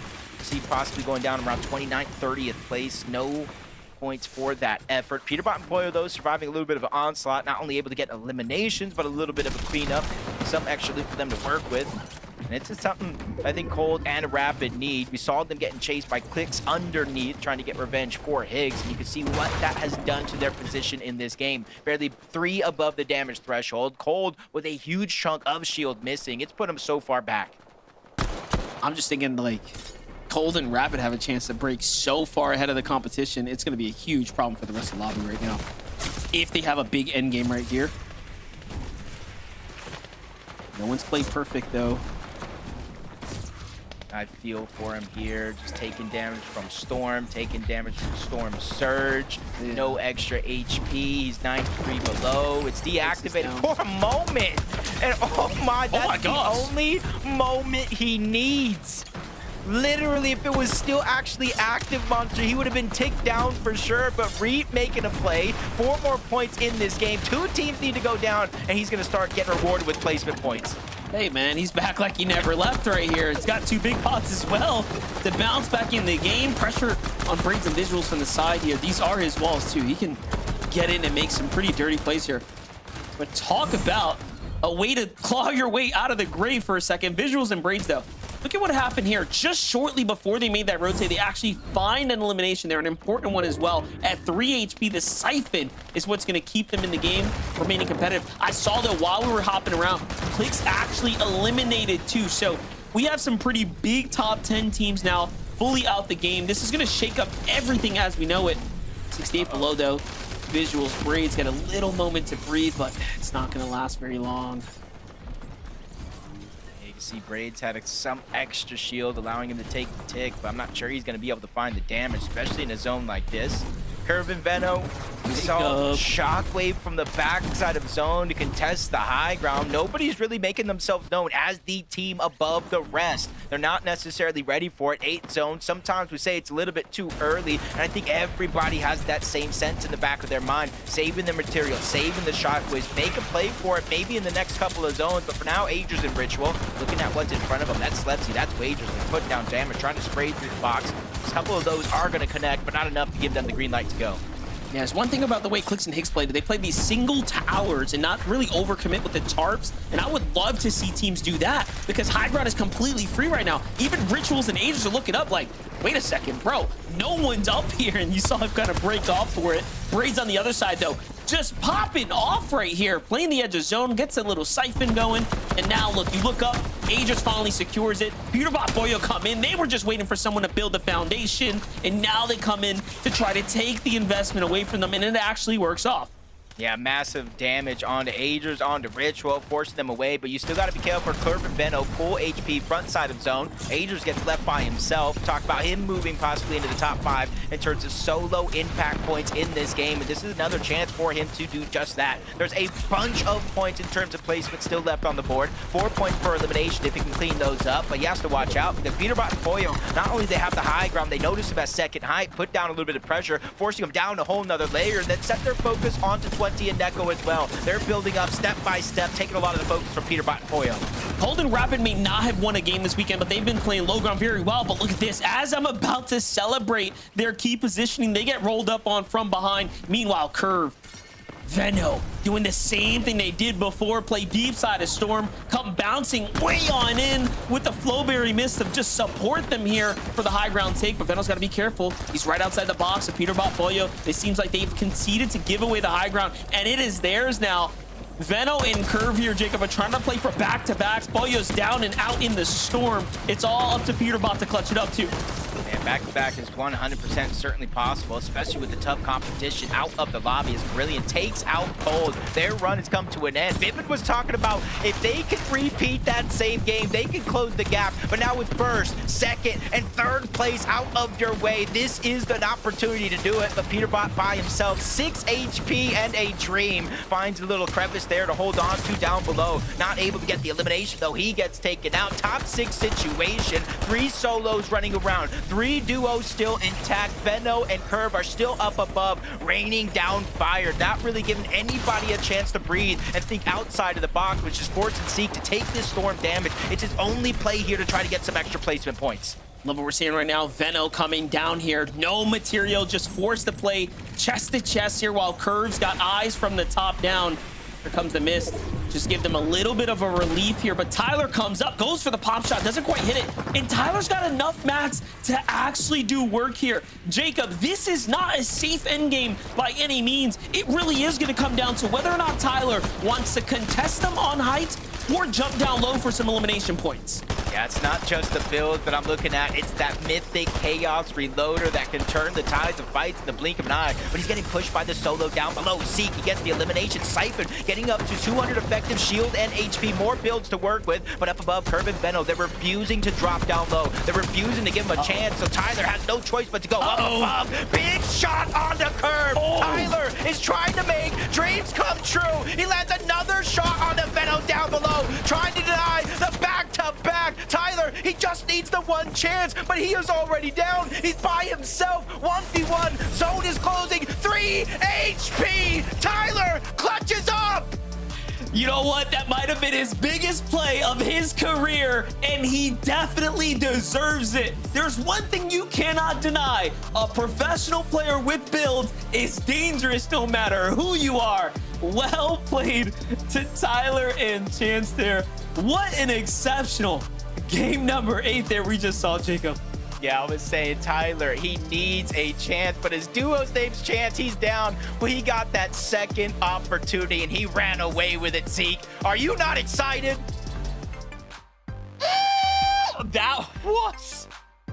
Dude, I'm sitting there like... Wow. Tyler's walking around taking these shots. I'm like, oh, myself. You know, I'm thinking like, oh, get out of the way. No.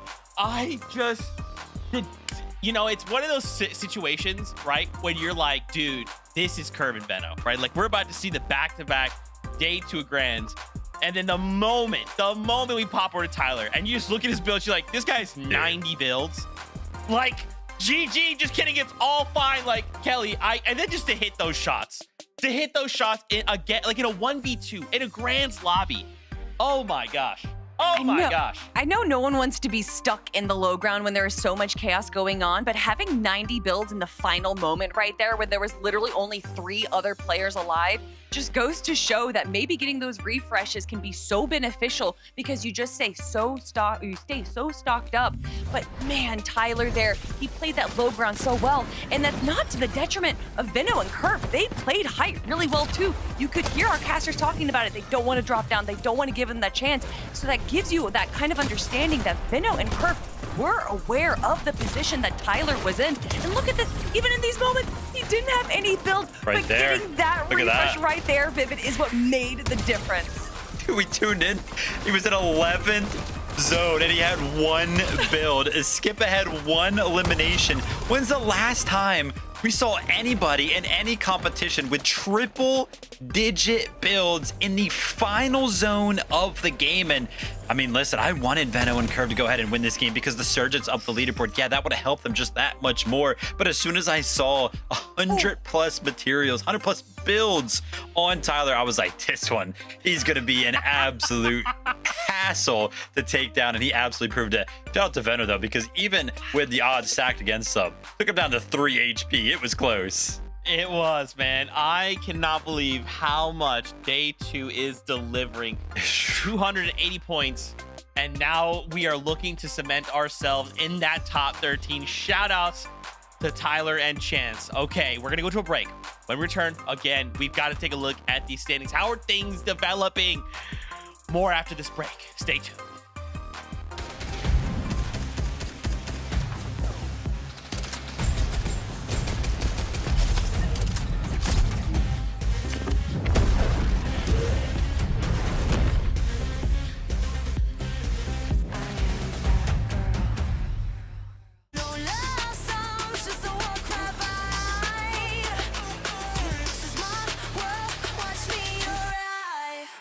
Watch me arrive.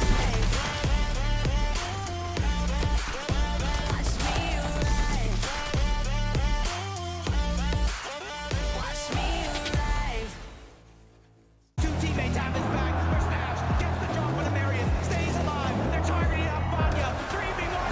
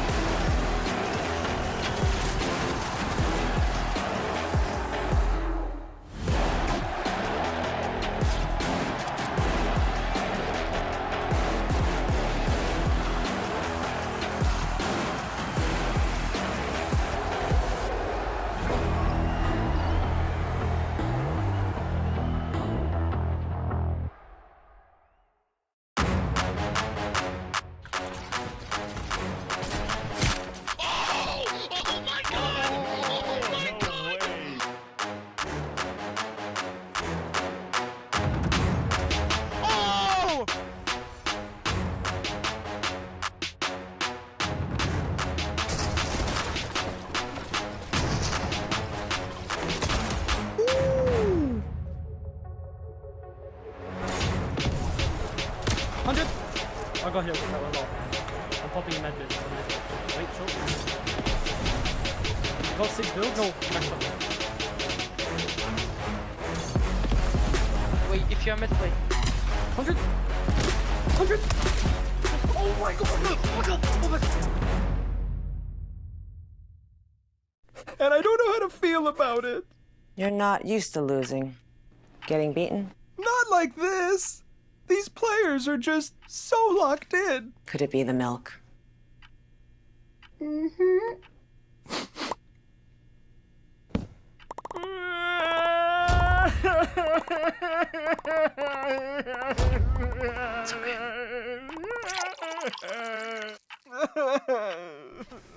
Stay there.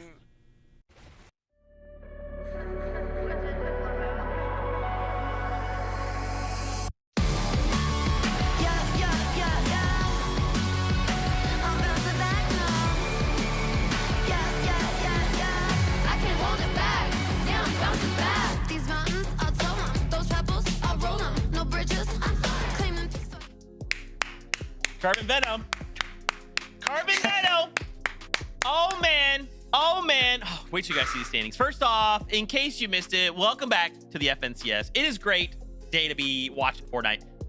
We just watched an incredible game, but Carbon Venom almost got another Victory Royale. Second place, 9 elims. I told you we'd have to look at these standings, right? Because I'm telling you, game to game, it feels like I have no sense of stability, Kelly. It feels like every time I have a semblance of like, this must be the way this is going, right? Wrong! Is that Because new the for standings you? aside, you know what? What? Oh, I'm sorry. I feel like instability is part of your lifestyle, Zeke. I don't think that's anything new whatsoever. But for the FNCS broadcast, seeing our leaderboard shake up this much, Vivid, might be a little bit new. I definitely thought the leaderboard was going to be ready. There we go. Okay, Vivid, take it away. Curve and Venno started the day in 10th place. I talked about it. They were 113 points behind first place. After just 2 games, they're now 27 points behind first place. And that elim column, it just keeps getting crazier. Zeke, you talked about it. It was at 40. Now it's at 49. I am just shocked. You know, like something that Kelly said at the start of like yesterday, right? When we kind of like were hinting at this extra point, right? Again, it's like 1 point really doesn't sound like a lot, but when you put it in the hands of like a Curve and Venom who want to get aggressive, they want to get in these boxes, they want to take these fights. I mean, look at how it's paying off. We have just after 2 games, we started the day, Kelly, in 10th. We are now 2nd. And it's not even like they're just kind of running on the low ground getting these eliminations. No, they're also making sure that they're stealing height, checking high ground, making sure that they're taking away other opportunities from other teams. So it's not, again, what are they doing right, but what are they taking away from everyone else? And Curve and Vino are doing a great job with those sneaky height steals that we love to see Acorn do, and to see them use that strategy to be able to even just punish height. Obviously, coming into this final moment, the 1v2 against Chance or against Tyler, probably not the position that Veno wanted to be in right now, but regardless of that, they are pushing themselves up the leaderboard right now. And, you know, I'm looking at EU. The most eliminations we saw out of a team coming from Europe was Sky and Scroll with 57 eliminations. Oof. And looking to see 49 for Curve and Veno. And considering the game or the day that they had yesterday to the day that they're having today, I wonder if they're going to end up with more elims than them. Gotta say, Zeke, what a weird lobby that was too, with like the high ground. Like at one point there was like nobody up there, and all of a sudden, you know, Peterbot and Player kind of going for it. And then when Curve and Veno went for it, there was nobody up there as well. Like Peterbot and Player had to fall down and did that huge overdrive grenade again, right where they're all the way up in the sky. And I was looking up and I was like, oh my gosh, look, is that a bird? It's a plane. No, it's the plane that brought Veno over from EU to NA all the way up there, man. That's how high they're getting for some of these height retakes. I mean, it's incredible. Game 7, Game 8, it went the exact same way. They took height at the exact same time. And like I mentioned, man, Game 7, they look like a different duo. Game 8, they repeated it. 4 more games. These guys look like they're going to win this thing. Oh, man. Guys, we can't forget, right? Cold and Rapid, look at them up there right now. Of course, not a ton of points ahead, but what strikes me as crazy is Cold and Rapid, this last game, they hit a 10th place with 4 elims. They have only had 1 game outside of the top 10. Only 1 game, and that was that 26-1. that we called a quote-unquote mistake, right? The blunder that kind of cost them all of these additional points. But even in these situations where they're finding themselves in shambles situations, we're still pulling off 10th places, a top 10 with 4 elims. That's scary stuff, Kelly. Yeah, and that is exactly what Cold and Rapid are doing so well, is that even though they're not, like, even if they don't get their pop-off game, they're still making sure that they at least make it to the very final moment to get those placement points. And then when they do have everything right, that's when they pull off the pop-off game. So I'd love to see another game like that coming out of them. Cold and Rapid, they keep trying to build some sort of a lead, but teams, they just keep keeping themselves close. They're like, what the heck? Where did Curve and Veno come from? I thought we were fine. Red Acorn and Bolts are doing a little bit worse today. Oh man, these guys got to be sweating, but they're cool, calm, collected. 4 games left to go. Hopefully they can hold on. Oh man, game number 9. Only 4 left before we conclude the grand finals. Casters, we're going to send it your way to prepare us for game number 9. Glad you guys had a little moment to breathe and relax there. One thing's for certain, Jacob, 2 games can change so much of the dynamic right now. Curve and Veno proving that every team that is due for a pop-off will have it, but to go back-to-back like that, so impressive. Nah, it's definitely going to be tough, but one thing that I've learned from Fortnite, I've heard from Fortnite over the years, high ground, they might win games, but low ground tends to win championships, and I'm not sure. We've seen Cold and Rapid on high ground once throughout this week, and I'm not sure how much that would change, but the next game is ready, so let's jump right into the action.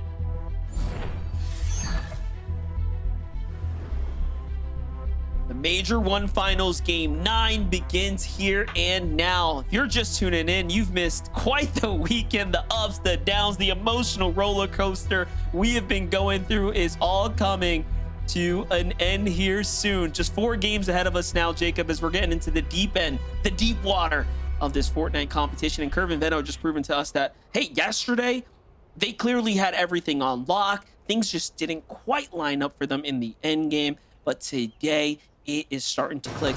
And for Tyler and Chance, right, this is a team that's had a lot to deal with as well, but Tyler popping off right now, really getting his money's worth. And don't forget, they haven't been perfect either, but they found themselves inside the top 10 off of that monstrous performance. Big moments here, kind of closing out the day. 4 games left. Might seem like a lot, but it definitely isn't. Threats and Veer probably have feeling it. In that last game, Monster, they were inside of that top 13 bubble. They went down relatively early and fell all the way down to 15th place because of these off-spawn contested fights. So with Blanks and Mako, you can see they're trying to make a last-ditch effort towards the top of the leaderboard. But for Threats and Veer, they're right there. So we talk about mind games. What does that do to a team like Threats and Veer? Do you play aggressive? Do you try to go ahead and disengage, split the drop? I think there's a lot of decisions to be made for Threats and Veer, and there's not a lot of time to make those decisions. Yeah, last game they only survived for 5 minutes. 5 minutes means they fell in 41st place. They were on track to remain in qualification range, of course, for that land spot, the prestigious land spots that are available. And now they slipped down to 15. So that 20-point gap that you talked about, I mean, that was given and then some. Now it's an uphill battle for them to find their way back into the race. Boyo Peterbot on the other side. You know, we're trying to figure out what's going on with this team here. They've had, overall, if you just look at the overall performances, pretty good. However, the best of the best, right? Those that are up at the very top are just outpacing them by a significant margin as far as overall consistency. So will Peterbot and Boyo get their moment to finally win a game is the question. Yeah, especially, you know, you kind of look at some of these teams at the top of the leaderboard and their overall match history, and you kind of look at it from anybody else, you're like, man, that's a good match history. But for the teams like Peterbot and Boyo, for the teams like this Clicks and Higgs, when you start off the first 3 games for Clicks and Higgs with victory royales, it kind of sets the tone and the pages for the rest of the tournament, but then things don't necessarily go your way. With one of the best POIs, they got 4 games left. I think anything is possible, especially since the last couple games to start the day. They have their head on straight. They're still staying to their plan, going for high ground when they can. It's just unfortunate. I think more and more teams are ready to make the risk with everything on the line today. For me, I still can't be the only one who's wondering why in the world did they end up at the Dark Dominion against Cold and Rapid, who are clearly playing as a cut above the rest of the competition right now. So we'll keep eyes on this. This is obviously one of the stronger draw spot teams tend to rotate into for Metal. Let's give this little highlight here, some action. Noisy and Neo just holding down the Sanctuary once again, finding nice little lurk play there. Meanwhile, Tyler and Chance survived the Boulevard. Looks like Curve and Veno have not decided to push down south towards his team, and instead they end up disengaging and out towards the southern edge of the map. This is something we saw Tyler and Chance do in that last game. They landed the south side of Battlewood. Sometimes it can be a little contested, so they immediately go towards the south and try to cut off the loot path of any of these teams that are on this portion of the map. Going to be plenty of opportunity depending on what your timing is, but it seems like Tyler and Chance barely missed their window.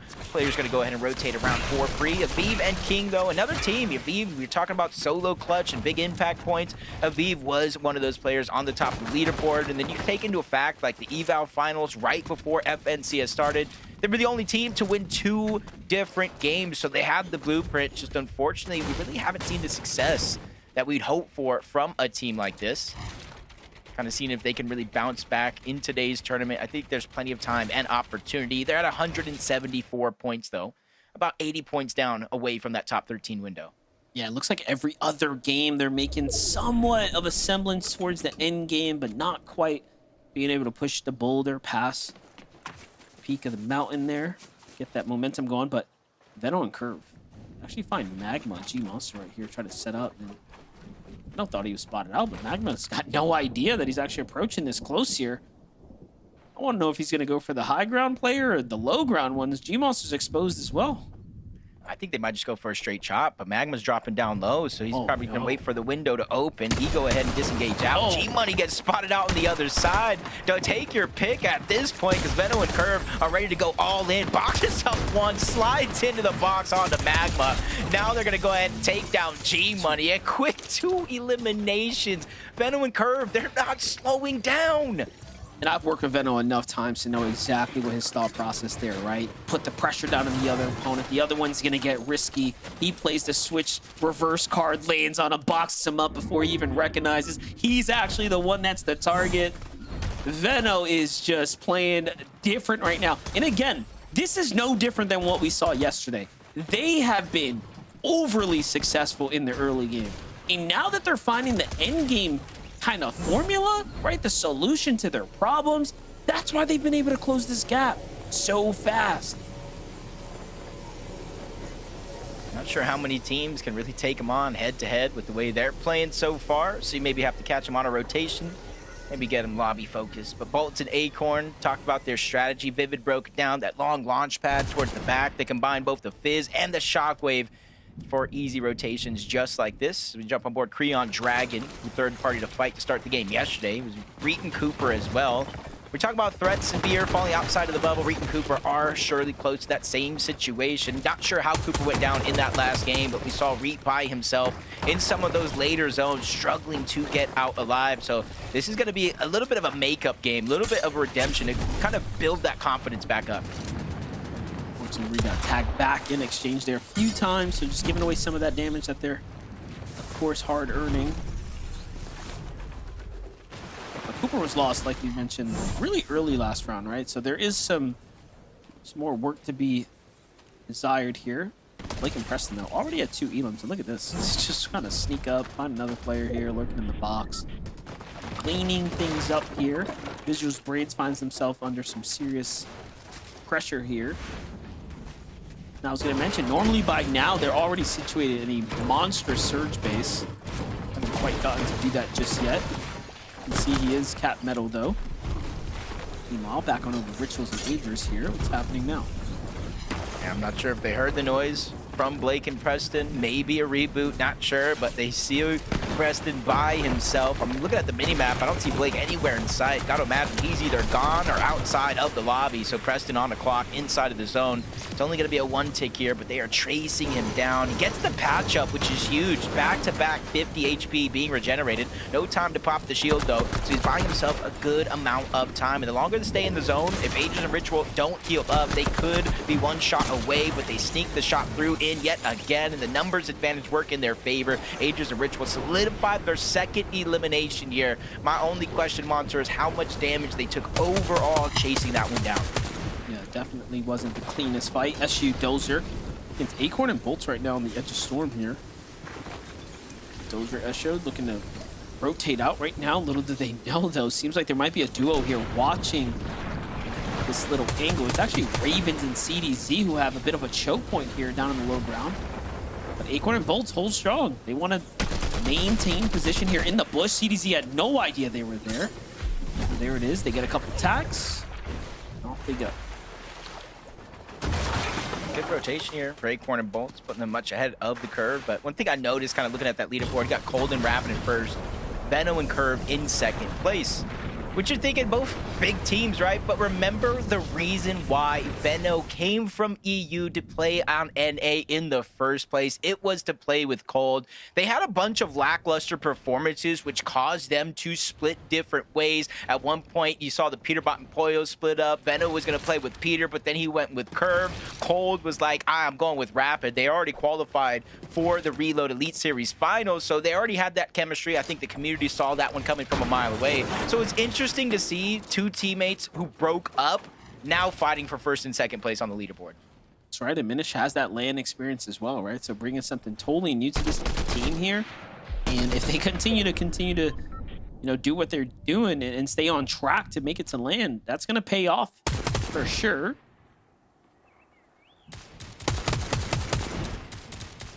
Think about this positioning here from Bucky and Zen underneath the bases of Noisy and Neo. I like it to not take too much damage or too much focus. Kind of makes it a little bit easier to rotate without shockwaving a high distance away to take damage. But they're not going to get as much opportunity to get surged. The team above is going to get first strike at that. And by the time they can even open up their walls and try to get their own shots to connect,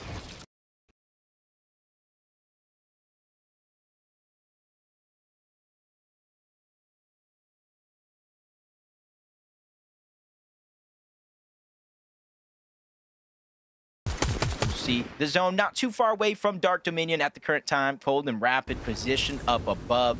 And honestly, there's no real reason for Cold and Rapid to stray away from their strategy. You know, you don't fix what isn't broken. If their worst placing is going to be a 26 and kind of an outlier game, and after that it's a 10th place, honestly, it'd be crazy to switch things up for no reason. Yeah, I'm just starting to think, should we be upset if Venno flies in from EU and then wins an FNCS here in NA? Now we got to start asking these types of questions here. I don't know how to feel about it. It's getting pretty contentious up at the top. It's definitely going to help his case because you know how he feels about the comparison for EU to NA, and he's just right there. Honestly, less than 20 points away at this current time, closing the gap as the game does go on. You see Reet and Cooper on the distance, trying to make up for that last game. You see them kind of waiting, biding their time. And this is where a lot of teams, if you look at the strategy from Clix and Higgs, and you were asking the question, how did Higgs go down? You can almost imagine a situation like this, coming in, using the wonky wheel. And a lot of these teams, just like, Reet and Cooper, Cold and Rapid, are positioned high up in their Surge Tower bases. So you're not going to be out of render distance as you would think. Yeah, they got eyes on the boxes, right? Like, already kind of called this before. Teams that are positioned up in these bases do tend to wait things out and try to look for opportunity for those that are going to rotate, pass. Again, this is game number 9. 12, 2-day format here, always keeping us on our toes. As things are starting to heat up, the 50-50 zone's going to pop, and it's coming up this way. And this is kind of risky, right? But, Jacob, we talked about teams that kind of play deep into the storm right here, and then the zone pulls your weight, and you just stay here, right? And you kind of tank all of this storm. Now, what you're doing is you're opening yourself up to potential sickness, but also, obviously, it's going to cost you a lot of heals. Yeah, a lot of your resources. That's kind of the give and take of a game like this. We talk about a similar scenario when somebody's getting struck down by Storm Surge. Do you out-heal it? Do you try to get eliminations? So hopefully with their positioning here, they do pull zone. Reed and Cooper, they're going to go through their splashes, maybe some pizzas to try to maintain their position. Not only on high ground, but on the north side of the map where it's going to open up. It's going to be a little bit slower to travel through. Muds and Sphinx, Storm Surge does activate 175 above the damage threshold. You're seeing they're only peeking for small opportunities. They're level with the ground, so they're not going to get as much information from all the teams rotating in. Confused for a second. It looked like someone literally fell out the sky. I'm like, do we have an in-game event happening right now? What was that? Like, Sphinx and Muzz just kind of hanging out right now. I like the spot that they're in, 150 above. Not too bad. Not exactly safe. However, it can go either way. See Curve, Veno now. They've already found themselves pretty content, right? They find their elimination. They get the big cleanup here, and they haven't quite left. They just took the Surge base and have turned it into their own strategy. Now Zones continue to pull this way. They're going to have to Shockwave out here shortly. Here it goes. Going as a team, but ooh, someone's waiting for them to make that move. A little bit of damage onto Curve, but Veno goes untouched. Yeah, those are the risks versus the reward that I kind of look at in situations where you're shockwaving off of height. You have a good bird's eye view when you're able to kind of be up here, Monster, but once you shockwave down, you kind of leave yourself open to taking the shots, just like you saw there. But they were very, very proactive in the early game. They're able to pad that cushion when it comes to Storm Surge, so they can take minimal damage just like that. I see Clicks and Higgs still rotating in from Wonky Land. A little bit of slower rotation than others. They're taking a lot of the focus, and this is what happens when you fall behind with the rest of the pack. I was wondering if we were going to get a little update on Clicks and Higgs here. Their performance definitely coming up short from what we expected. It's hard to live up to that hot start. Look at this, though. Sleep 10 wagers here. Tries to go up and over. They get caught in the process. Also find themselves below the surge. So there's just all types of problems here to deal with. Meanwhile, Metal takes full advantage of that. They get the refresh that they need. They might even build into the zone here with a monstrous metal base if they wanted to. I was going to say, they obviously have enough mass to do so. Let's take a look at it. It's Veno who connects there, Jacob. Just big damage. Not sure what Slepsy was thinking, but I saw him 500 below the damage threshold. He's probably trying to drop on anybody with a surprise attack. Tries to get the one pump, but I did see, the teammate just kind of go down right behind Paper, who was looking not even in that direction. Probably after the elimination got cleaned up, the loop kind of made itself known. Paper looks around like, ooh, what is this? Kind of gets rewarded there. Cold and Rapid. See them continuously staying on these mid layers. They don't want to have a target on their back going for high ground, especially since they're already in first place. They don't have to change up anything here. 313 damage above the threshold, just waiting for the next zone to pull, and more than half of the lobby just got a max pull over towards Humble Hills. We have it. Things are about to start heating up real quick here now as we're approaching the final moments of game number 9. Endgame is on. Storm Surge is here. And Clicks and Higgs are 150 below right now. Still plenty of room of damage to be had here, so they have to play aggressive. Into the box they go. Higgs gets a monster shot, Clicks into the box. Wow. And Clicks does what he needs to, but no, it's Agers and Rituals are here to clean it up. And they take out some of that close competition there in Clicks and Higgs. And the runway is starting to open up now. Meanwhile, Curve and Veno, clear as day. Blue skies for the team over here. They have high ground and max material once again. This just doesn't get better for them.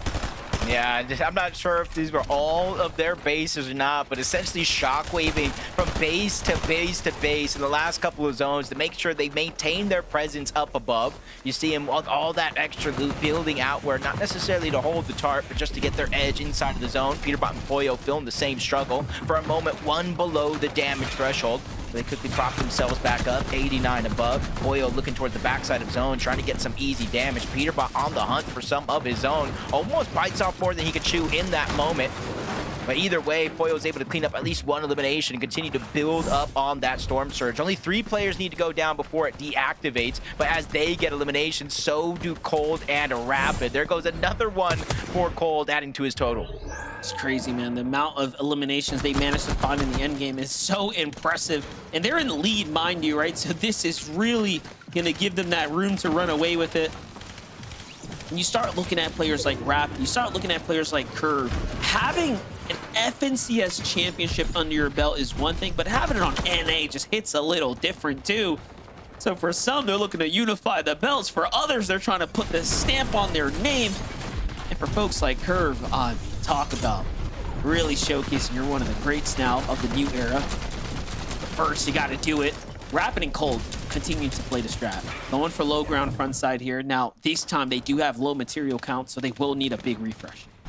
Which honestly doesn't worry me just one bit. Curve finds one though. They're on 8 eliminations already, continuing the pressure on the lobby. Absolute destruction here on NA, and really have to take note. If Veno finds himself in first place when the tournament is over, he will be a new 2-region champion. EU and NA Central, arguably 2 of the hardest regions to win a championship on, but they still got a quarter of the tournament left to play. Tyler, forced by himself, loses chance. Backside of the zone, he's getting pressured by Jack, NPen, and a few other teams. Everybody forced to rotate in, finds a Fizz, trying to take advantage of that, but he runs into Peterbot and Poyo on the other side of the wall. Luckily for him, it looks like Peterbot and Poyo have their hands full, so they don't even look back, but as we tune back into Cold, he's by himself. No extra heals, no build. This is what the entire lobby needs to have a chance. And they're only in top 20 right now, like barely holding on here. For Cold to fall, the runway really starts to become available now for everyone else. But look at this, Veno lost in the process. Curve forced to play high ground by himself. Meanwhile, Acorn and Bolts find a 2-set elimination now low. And then we jump right into Poyo, who also has a refresh of their own. And everyone is clawing back into this competition now. Yeah, with first place gone, we got Curve by himself, we got Aegis Ritual, Acorn and Bolts, even Peterbot and Poyo, that all could be our first place team after this game, and they're ready to make it so. Big Elim up towards the top, Peterbot and Poyo, they send it up towards height, give themselves a huge advantage, and another 4 points for those eliminations, even more with the placement as it comes in, but down below, the counterparts, Aegis and Ritual still running wild. 5 eliminations of their own, they have pizza, they have splashes, they have materials on top, so they don't even necessarily need an elimination. And if you line it up, they will knock it down. Bolts and Acorn here, 4 eliminations now on the low ground. Peterbot and Poyo, we already know, have solidified their high ground position. Bolts just continuing to do what he does best. That's a monstrous refresh, and he picks up everything here. Gets the Chug Jug as well. He's just living off the Siphon, but no, Acorn gets caught there by Javi and Aminish. Tyler still holding on here as well. Somehow finds his way into top 5. When we last checked in, it was 20th place. And Tyler is just clutching up, showing us how badly he wants it. Bolts here on the low ground though. Javi and Aminish here, full duo. Versus, of course, Peterbot Poyo, pressure from the top. It's not looking too good here. Yeah, Bolts just getting pressure from all angles. Both of the duos sandwich him, eat him alive, but there comes the drop down coming in. Peterbot realizing it's going over recycled builds. They can maintain their presence, but a blessing for them is the same blessing from down below. Javi and Aminish are able to utilize that same scenario, and rightfully so. Look at their material count monster. They were almost out of mats altogether.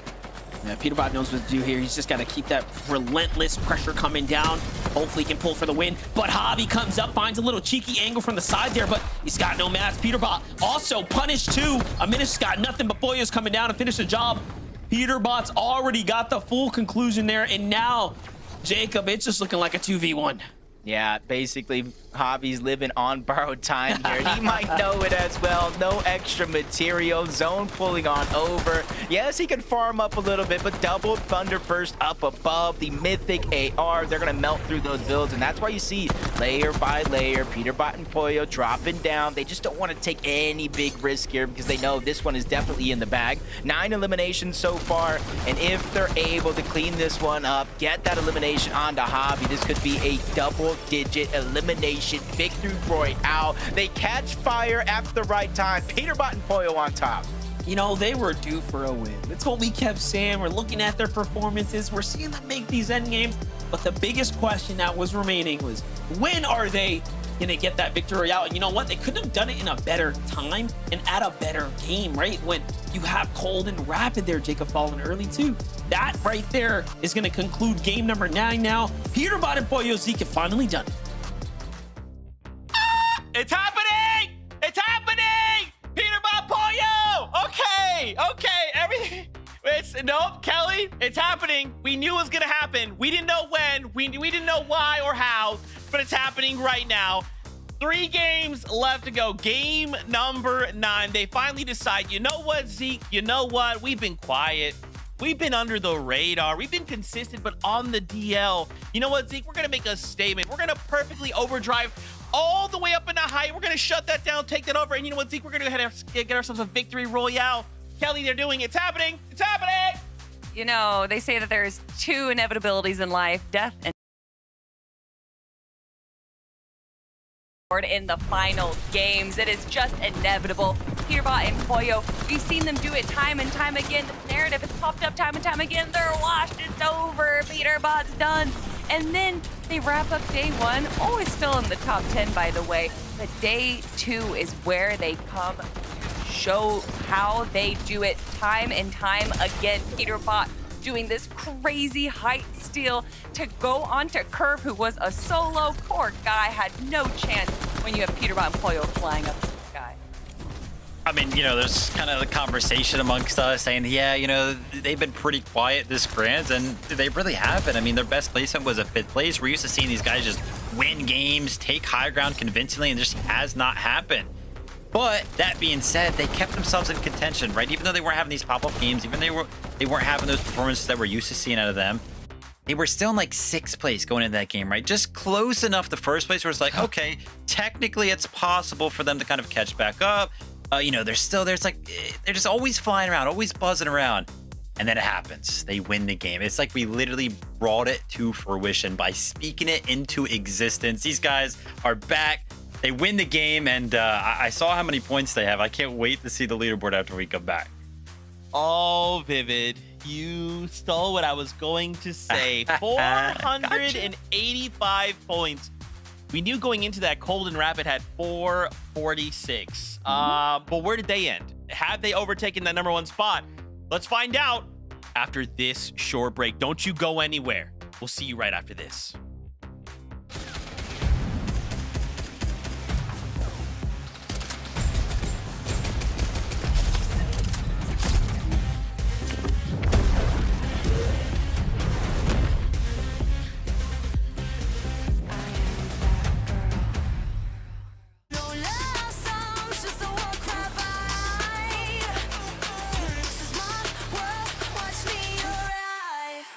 Watch me arrive. Watch me arrive. Watch me arrive. Two teammates have his back. There's Smash. Gets the drop on Amarius. Stays alive. They're targeting out Vanya. 3v1.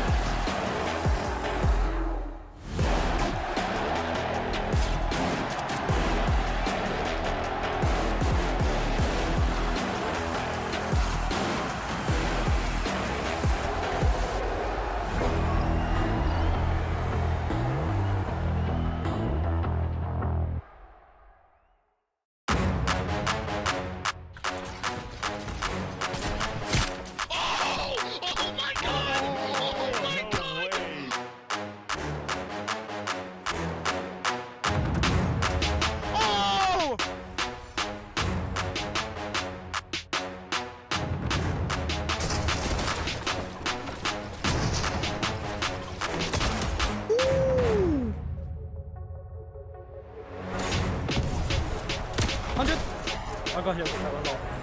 I'm popping a med bit. Wait, short. Got 6 builds? No, max up. Wait, if you're mid play. 100! 100! Oh my god! Oh my god! Oh my god! And I don't know how to feel about it. You're not used to losing. Getting beaten? Not like this. These players are just so locked in. Could it be the milk? It's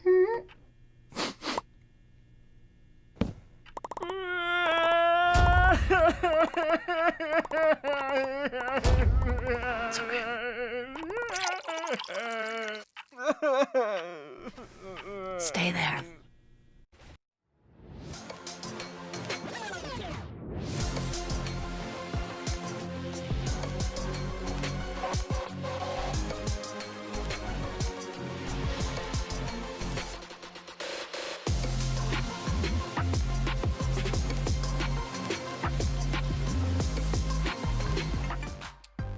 Welcome back, Party Fam. After game number 9, Peterbot Pollo decide, you know what, Zeke? It's time to get active. We're going to get ourselves a little victory royale with 10 points. They end that game with 485 points. Kelly, of course it happens like this. I know I let you write the script for this major. And man, oh man, of course, with 3 games left to go, we get a VR out of Peterbot and Pollo. Now of all times, Kelly, now! This is when they always do it. They always like to build a little bit of a story because we always go into every major thinking that Peterbot and Pollo are going to run away with it. And that's just boring writing, Zeke. So instead, they make everyone sweat a little bit. They have a little bit of a struggle through day 1. And then it's day 2, in the second half of day 2, where they really start to show everyone why they are the demons of North American Central. Peterbot and Pollo now with just a 6-point lead over Curve and Venno. But more importantly, Vivid, I'm looking at Cold and Rapid dropping down. But again, that drop is not that far. All of these teams are close enough. I mean, 30 points separates first and 5th place. But I mean, Peterbot and Pollo, it may have taken 9 games for them to finally go ahead and take that throne up there in the #1 spot on the leaderboard. But from an individualistic standpoint, Peterbot is still playing like we're used to him seeing. Like, I'm looking at the damage dealt over the course of these 9 games. He's currently at 8,300. In second place right now is actually Azures with 7,300. So Peterbot's 1,000 damage dealt ahead, and that's exactly what we are kind of used to seeing. Sure, he's getting beat out right now by the likes of, Azures, Curve, Venno in the elims category, but he's still up there with those guys, top 4 in individual elims. These guys are doing good. All of a sudden, finally, they get that win, and now they're at the top. I just can't believe it. The story is what it's gonna be, and of course, right now is when Peterbot and Pollo decide to pull out a win and take over the #1 spot. But let's start to look at this top 3, right? Curve and Venno. We see them in this last game get a 12th with 8 elims, right? And it's funny because Levin joins our call and he's like, "Oh man, that's crazy. That Venno guy. Where's that Venno guy from?" He's from NA, right? We're just like, okay, buddy. Okay, Levy Poo. Man, these guys are going crazy. 57 eliminations, Kelly. You called out a number not that long ago over on EU what their record was. We're right there. We're right there with 3 late games left to go. That is right. And we can imagine that if a little misstep happened over here with Venno, if that misstep did not happen, that they would probably even have more eliminations, if not win that game. But unfortunately, Venno did go down to this right here. However, Curve was able to hold the high ground for just a little bit, but once some of the other teams noticed that Curve was a solo on high ground, obviously it was going to be stolen. But regardless, still having that many eliminations is going to keep them up in our leaderboard. Vivid, we're going to ignore that, okay? Levy Poo is wild, by the way, Zeke. But I mean, yeah, the standings are just going absolutely crazy. It would be a lot different right there if Venno did not get bumped off of the high ground. He's going to be kicking himself for that one. But close on their heels, man. I talked about this 1st through 5th place, only separated right now by 30 points. Cold and Rapid, for the first time, we kind of see them slip out of that top 2 spot. It's been a while since we have not seen them towards the top. Rough little go for them in that game right there. But still, here's the crazy thing. All 5 of these teams going into the last 3 games, any one of them could win it.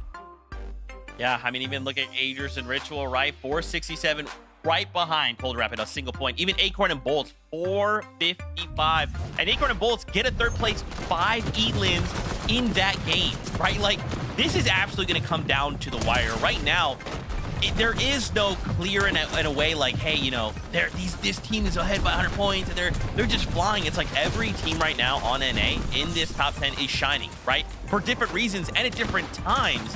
So I'm almost wondering, like, now that all of these duos in the top 5 are firing on all cylinders, where do we go from here, Kelly? Where do we go with 3 games left?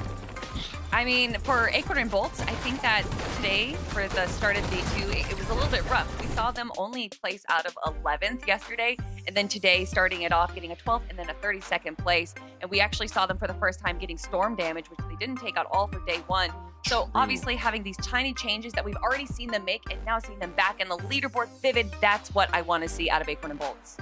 Yeah, would love to see them kind of make some sort of resurgence, but no time to talk. I'm excited. I want to get back into the games. Oh man, Jacob here, MDF. We got a competition action on our hands, boys. Take it away. Bring the hype. We definitely do. And I mean, we have the best jobs in the world. We get to sit here and watch this go down in real time. Y'all see it in about 3-minute delay, Jacob, but my gosh, it is so good right now. No, it's definitely been exciting for sure. Our last 3 FNCS majors before this were decided by 4 or less eliminations. Yeah, the point is a little bit more spread than that, but the way this one is edging out to be, we got another photo finish on our hands. I'm strapped up, ready to go. I'm literally at the edge of my seat right now. Yeah, that's right. You know, my attention is really starting to shift towards that top 6. We are looking at a 50-point difference between 6th and 1st place. Hobby and Aminish, one of the most underrated teams now, are somehow finding themselves in the conversation for a championship run, and no one is playing perfect so far. But I hear the battle bus, so let's see it one more time.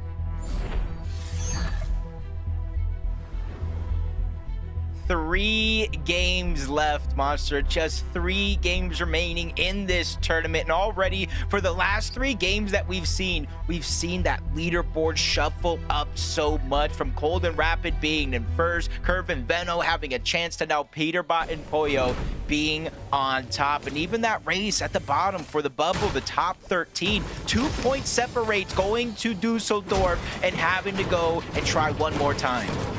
Yeah, it's so crazy, man. Teams like Clicks and Higgs now are suddenly finding themselves in a whole different type of scenario, right? Where they have to fight for being in the top 13 at this point. Trying to get the championship win is starting to be pushed out of the question.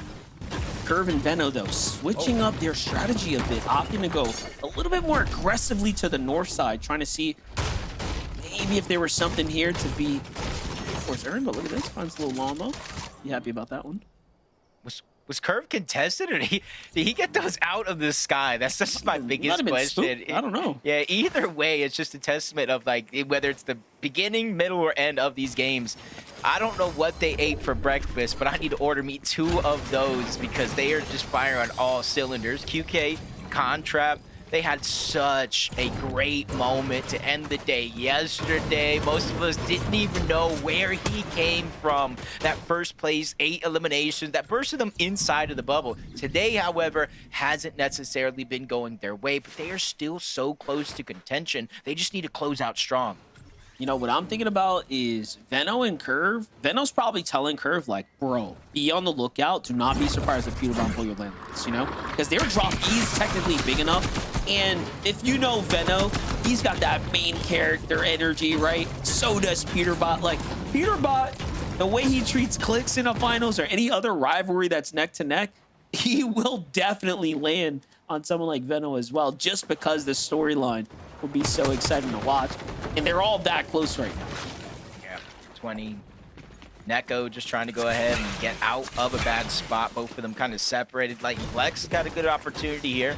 Took too long to go ahead and execute on that chance, so they're going to be forced to disengage as Neko reunites along with 20, trying to push them back further and further. And that's the thing about these split drops, to where if you don't go ahead and get those eliminations on the contested drop, it makes finding that loot that much harder. Mako Blanks going ahead and pressing on to Muss outside of the Riptides. They have a good 2v1 opportunity here, but they're continuously trading shots. Muss not going down without a fight. Another chance there as he lands another big tag, 26 HP. Even the knock on to Blanks, he has a chance to 2v1. In comes Liquid as Duo finally arrived. They clean up that elimination, but the party does not stop here. Threats and Veer, who are once inside of the bubble, fell out, are ready to make up for those mistakes early on. They have the Fizz, they have the Shockwave. They're trying to close the gap and figure out exactly where he went. Heard the noise onto Mako, so they're just going to drop down and try to clean up this Elim. Yeah, doing a great job chasing them down right now. Veer's got full sights here. Threat's got control of the coast as well. Should be another tag. Unfortunately, they don't quite find it, but this is still great damage, and they want these points right there. Again, found themselves in the top 10 and then fell within around that 15 place range after slipping out. So Veer and Threat still have some big games to be out here. Just getting more and more crowded over here towards the Riptides, though. Got Nick and Skinny Cat moving on over. Threads and Veer kind of gave up positioning, chasing for that Elim. Then you have Muss and Liquid on the other side of Riptide. So even though they were able to get the one couple of eliminations there. I don't think they advanced their position all too much. Higgs and Clicks, they get the legendary drop this time out of Wonky Land. Better chance at those rare chests, more gold. And already at their POI, they almost get maxed mats at that mini game. They have the wonky wheel, so they have everything they need in terms of finding success. And early on, obviously, it is only the first zone. It seems like it is moving on over the western side of the map. Last time we saw them pull a zone like this, though, Jacob, they did win the game, right? If it came this way. Clicks and Higgs calling on some connects here to try to make something big happen at this point.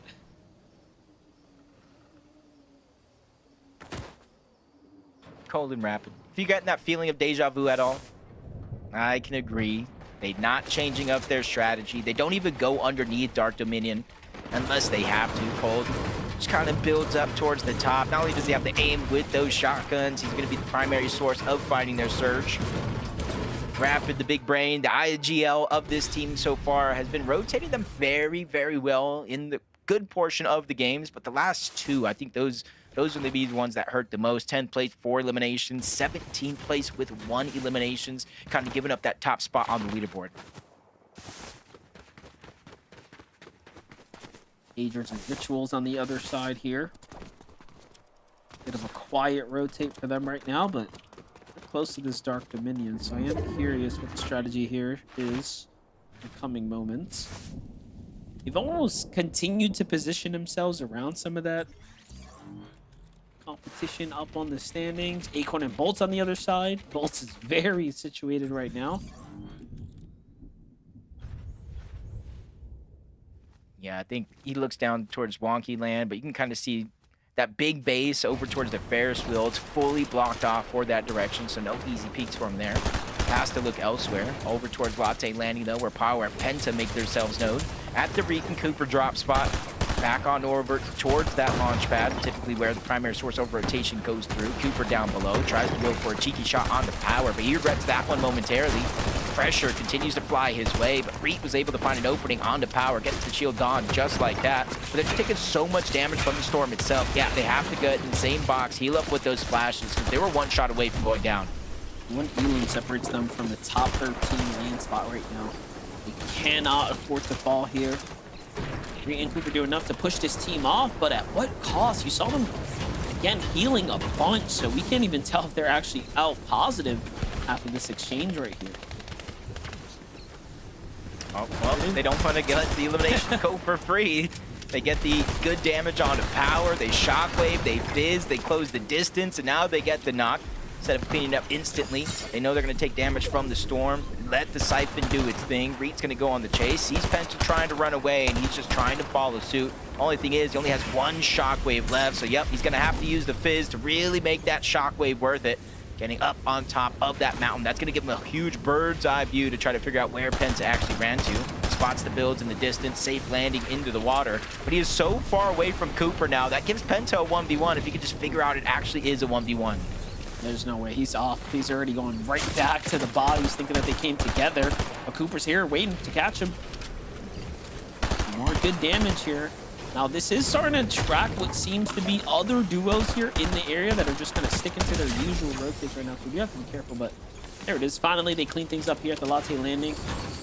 It'd be a great 2-piece elimination for them, giving them that little bit of cushion that they were looking for here. They're not quite safe again inside the top 13 just yet, but they are there now after the 8 points they earned there. Meanwhile, Visual and Braids, what is this? This is a completely different strat. Even got me shaking my head, scratching it, trying to wonder what went wrong. Typically, we see a team like this spread out on these mountain ranges that you see there in the minimap, and that's how they get a lot of their surge. This time around, maybe trying to wait for somebody to lurk in late, find something. Hopefully, they make a mistake. Timing, if it doesn't work out, though, might put them behind the rest of the curve as QK and Khan find themselves an elimination over here towards Painted Palms. Instead of going on a wild goose chase, though, they're going to let that solo player run away. Maybe they could turn back and get the elimination later. We know we're going to go for a reboot eventually, but for QK and Khan, man, this is going to be a good start to the game. Get that damage early, and once you got that Storm Surge damage early, it kind of opens up flexibility to be able to focus on the rotation instead of just getting damage. Yeah, talk about those eliminations too. I'm gonna be keeping close eyes on visuals and breeds too, because like you said, that is such a massive risk for them to take here, waiting inside the base, hoping to ambush someone. And then you look at the map, look at how much distance there is between other players. It, again, from here looking at it, might not pay off. We'll just have to see. Peterbot Boya, though, back to the same trusty strategy, keeping this huge surge tower. This just seems to work out a lot better for them, and then pushing teams that they tend to weaken on the way. There's an Adrian, one of the few down here at the Dark Dominion. So we saw them rotate past this. They didn't go around to actually contest Cold or Rapid, of course. And shots coming in from Peterbot's duo up top. Yeah, they spotted that one out quick. Saw the surge base, saw the window open. Unlike some of the other surge bases where there is no top on their base, you can kind of, you know, crouch, uncrouch, peek over, not really give yourself away. But Peterbot built it in a way to where it's impossible to get shockwaved on for free. So usually we always talk about Peterbot and Boyo hunting teams down. I'm getting in the back of my head. Maybe they're prepared if worse comes to worse. That happens to them. They are the team to beat after 8 games so far. I should say 9 games. We're here in game 10. Let's see if that lead goes away. Muzz and Sphinx over towards Humble Hills. Zone moving on over towards Squibbly Shores. We talked about last time Clicks and Higgs had a zone move over in this favor. I think everybody here on this side of the map has just been gifted a little bit of opportunity, which includes Muzz and Sphinx, who's currently positioned 8th on the leaderboard. Done really good today, too. 2nd place in that first game, 12th and then a 10th, right? So a lot of in-game appearances so far for Muzz and Sphinx. Bucky and Zen. On pace right now. Great opportunity here to find some pattern from that prom. Zone's going to be coming in shortly, so got to make quick work of this team here and get going themselves. You know, watching this sometimes, you just got to have a lot of patience because there's a lot of moments to where you typically would think, I got to rotate to zone. I don't want to take the damage. I want to beat other teams there. But sometimes it's just more beneficial, especially if you have the white HP heals, to go ahead and just bide for your time. Let the Storm do its thing. Force other players at their hands, depending on what situation they're in. Especially if you have a little bit more control of your games. Curve and Veno, a different approach already. You know, in the last couple games, we see them very, very early on try to be the team on the high ground and really condition the rest of the lobby. This time around, just like we saw Visuals and Braids, taking a whole different approach. Slowing things down and just minimizing the risk of them actually getting eliminated. They do already have 2 eliminations, too, so they're feeling pretty good about their overall damage, but as we start talking about the way this zone played out, it's going to be Clicks and Higgs who have this monstrous base set up here at the Wonky Land, as the zone has favored them for quite some time here. And there's plenty of extra heals to work with as well, so he's going to have to pick and choose here what they want to take on the road with them.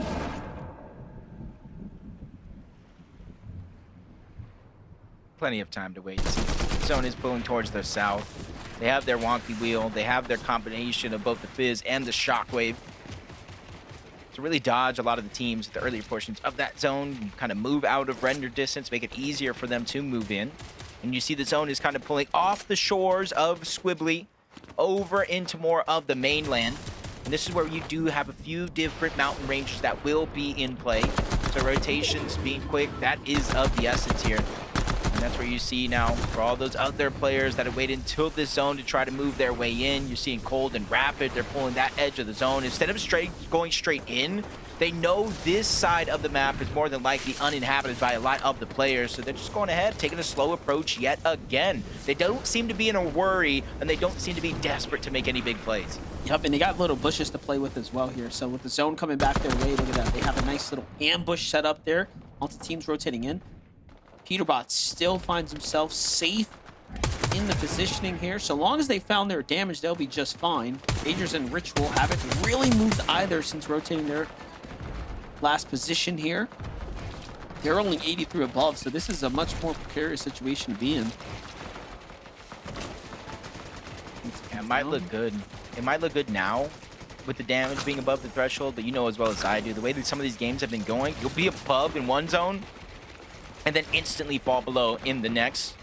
match. We need to get down to a certain minimum of players for each and every one of these zones as the game does progress until it eventually does turn off down to 40 players overall. So they're really playing tiptoeing with that line when it comes to Surge. Cold and Rapid, similar situation, only 143 above, and it's not easy for them to rotate from point A to point B. About 30 damage is going to get taken off of that Surge. One thing to note, though, they were max material coming out of that storm there, so they are in a prime position here. Don't let that material count fool you. They are getting late into the end game here. A little bit of storm pull luck here, and you'll be in a great spot to be in. Overall, though, Peterbot and Boyo, the same can be said for them. They have this high ground base. They've had the zone this entire time. They're finding a tremendous amount of damage from this advantageous spot, and now they get to shockwave out and play into the Dark Dominion. So this is actually Cold and Rapid's draw spot. And again, normally when you get the drop, obviously we've seen those teams turn these opportunities, if you will, into huge wins, if not better. But again, that is to be determined, as now we're starting to push that end game.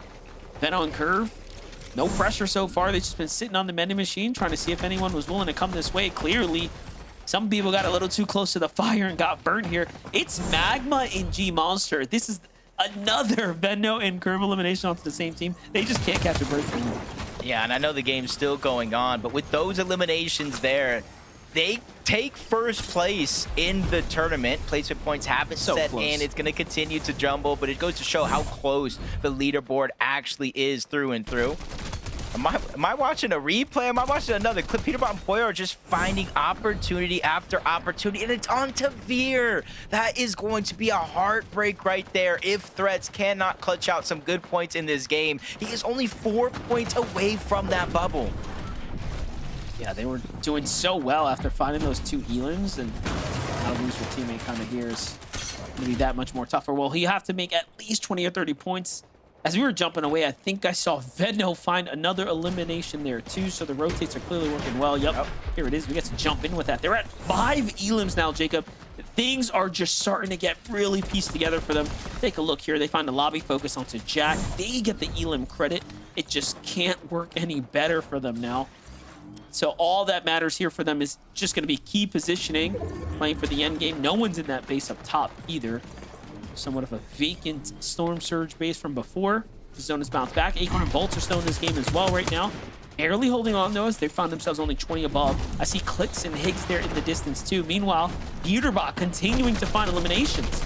Yeah, to start the game, Venno and Curves, 2 off-spawn elims, put him in first. Peterbot gets an elim, they take first back. Venno and Curve get a couple more elims that pushes them in first, and now they take it right back. We're literally ping-ponging as this game goes on between first and second place, but you still got Cold, Rapid, Agers, and Ritual. Acorn and Bolts all still in the mix, and you can't forget about Clicks and Higgs. All it takes is one moment to catch fire in these next 3 games to really kind of shut everything up.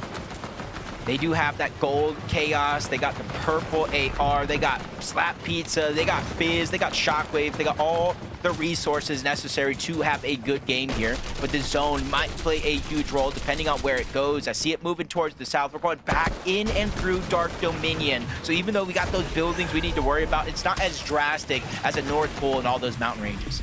Jacob, I also saw Visual and Bree still alive as well, so it seems like their risky play did pay off there. In the bottom right there, still fully healthy. Clicks and Higgs opting to go for high ground here. Once again, this time, as early as the 8th zone, while teams are playing pretty close to second height. So this is extremely risky. Hobby and Amina still in the game as well. But Clicks with the big elim onset enough there. He doesn't get too risky either, right? He allows the loot to fall there. Comes to back up his teammate Higgs here up top. It's Bucky and Zen who are trying to fight for it, though. Yeah, and this is another reason why I think it's just a little bit too early sometimes in the game. Boyo's down. Not only because of material, but it's because of everybody sending it up above. You said it yourself, Boyo down. There's a lot of pressure here on the Peterbot to maintain their position on the leaderboard. Quickly peeks up, steals some of that loot away. Curve and Venno are on the other side, literally first in place, staring at each other through the wall. And I think Peterbot knows that danger's around the corner, tries to go up. Shockwave above, makes the play onto Zen. Nobody does that as a solo, and he's even backing down Bucky. They have the confidence to go up, the challenge Clicks at Higgs, but now it's falling short with Peterbot storming him down. Just doesn't get better, you know, he's just sticking to the game plan. He's like, you know what? We want to come into these games teams and play for high ground. It's what's going to open up positioning for me. I'm just going to go ahead and do that. But Clix and Higgs, of course, have the same strategy too. Herebot tries to bail off, of course, but it's not going to be enough. Clix has just got his number this time. This is an opening curve, and Venno needed. Volts is by himself down below. Acorn is gone as well. Another top team sent back to the lobby. Not only Curve and Venno's chance to increase that lead for first place, even with Cold and Rapid still alive, but for Clix and Higgs to play catch up here. They have the high ground. A lot of the teams are already out of their path, but another one sends it towards the north. Another team is trying to battle up above for the high ground. Meanwhile, Cold and Rapid has let all the dust settle. You guys can have it up above. We'll smoothly walk through that finish line. Don't forget, Javi and Aminish were in 6th place coming into this. They have a chance to fight for first as well, and they're trying to just show us that they have life in them as they go up, but Clix and Higgs is willing to battle it back on over into their head. They're really just wrestling for high ground right now, and it's cost them so much material. Clix and Higgs have almost given away the win condition at this point if they can't catch this refresh. Yeah, you see Curve and Venno just waiting in the shadows So smart. for a moment just like this. Everything up above is expended, but they're actually looking down below. Look at the material count, the lack of resources. They might have what they need to take the high ground, so Clix and Higgs have to give it up. Javi and Aminish, you said it yourself, from top 6 to start this game. This is their chance to increase their positioning, but Venno's backs up against the wall. 6 builds, tries to find his way to the front side of zone while using the bare minimum. Curve ends up in a scuffle against Clix. No builds left. He's going to have to reposition, and now Clix is by himself. 2 HP. A quick peek from Venno. He returns back to the scene of the crime to take down his former teammate. Unfortunately, he did lose Curve in the process. He finds Prom here as a solo, but no, Nut comes to back him up, and then he has to back off here completely. Look at this. Venno didn't even get to pick up any mats either. So now he's down to 4 builds. But hey, look, inside the top 10 now, still earning points, but you have Cold and Rapid making up for time lost. But Venno's still going. Down goes Taki too. And now he's at 9 eliminations here, Jacob. This is a legacy at its finest. And Venno is really trying to put on, not only for himself, not only for Curve, but the entire EU region, saying, hey, look, it could be that easy. Cold and Rapid, though, still a big pain in their side, but Rapid goes down. Muzz and Sphinx drop down from above. This is literally chaos at its finest. This is crazy. The points here being added up. Meanwhile, Venno's just soaking up placement points because the lobby's doing the hard work for him. And he goes into monstrous shot onto Ritual. Oh my gosh. Venno just continues to do it time and time again. And don't count him out just yet. That's another huge shot. The Fullberry miss drops too. Can he get some time to pop it? There it is. Tries to break out through the top. Look at the game sense, the awareness to break out of the dangerous layer. Venno is firing on all cylinders right now, and he is still going. I can't believe what we're witnessing. Venno is taking over in this endgame, but he has to be careful. The only solo left is the come for Aminish on the other side. A huge shot's gonna be fired. Aminish goes down. It's a 2v1 monster. How is he still doing it? How is he managing to earn these points? He's trying to get it back in blood. He might actually get this elimination here too. Zipta falls down. Void's all weak. And he gave us the performance we were looking for there, Jacob.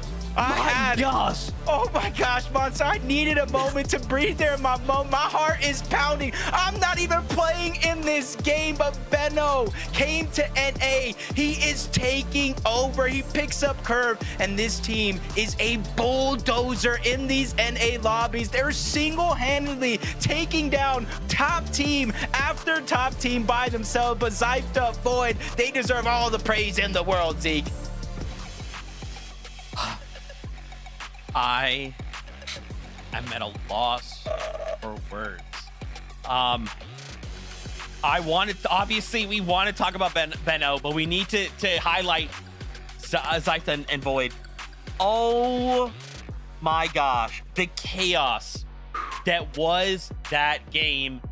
And literally Venno is just mowing down players left and right. And at the very end, it is a 2v1. Zypta Void, they take advantage of that, right? They say, hey, look, if it's just you, even gods can bleed sometimes. We'll walk away with the victory royale, 219 points. These guys are looking to secure themselves a spot going to the summit with only 2 games left to go. this puts them in a really good spot, Kelly. Yeah, I mean, considering how crazy the low ground was, to have a full duo in that moment, being able to take on Veno, I mean, 6 eliminations definitely going to help them up the leaderboard. But my goodness, that looked like that could have been a 1v2 in Veno's favor. But again, shout outs to that duo for getting the 10th VR of our. Whew, that one was close. What a nail biter for the duo. Yeah, they were kind of just hanging out, right? We saw how many solos there were in that lobby, and amongst all of the chaos, amongst Veno just mowing down all the lobby, that duo there at the end, they just get to kind of look up and like, wait, where'd everybody else go, right? We only got one player to take out for the win. All of a sudden, they go ahead, they clutch it up, they take the win as well. So it'll be interesting to see how that win right there shakes up the leaderboard. Oh man, we're gonna go to a break. When we return, we are absolutely taking a look at Curve and Veno. That solo clutch was incredible. We'll see you guys in just a few minutes. Don't you go anywhere.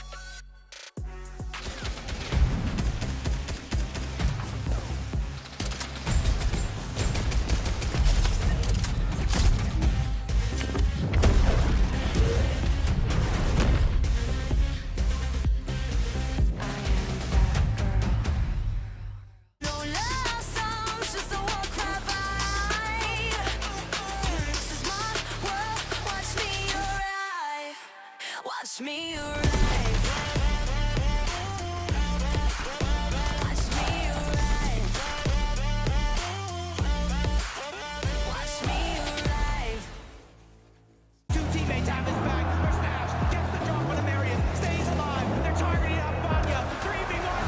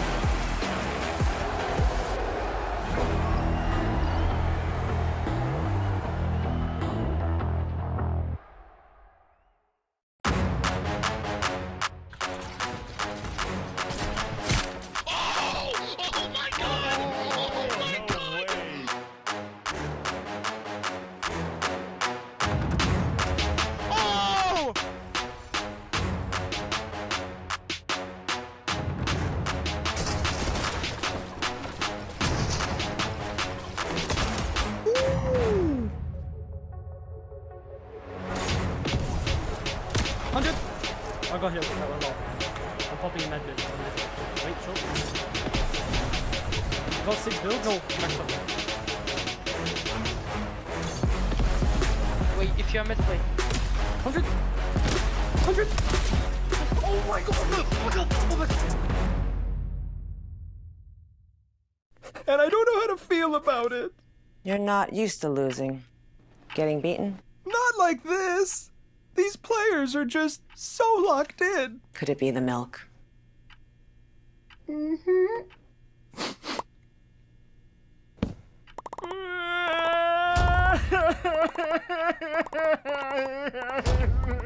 okay.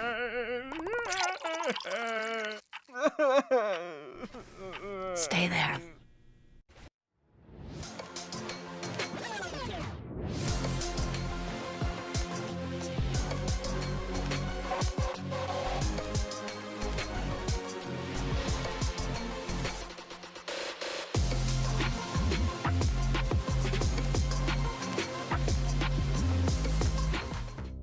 Fortnite fan, we're just gonna get right into it. Veno and Carve, what the heck? Veno comes out game number 10 with one of the greatest solo clutches we have ever seen. Guys, look at this leaderboard.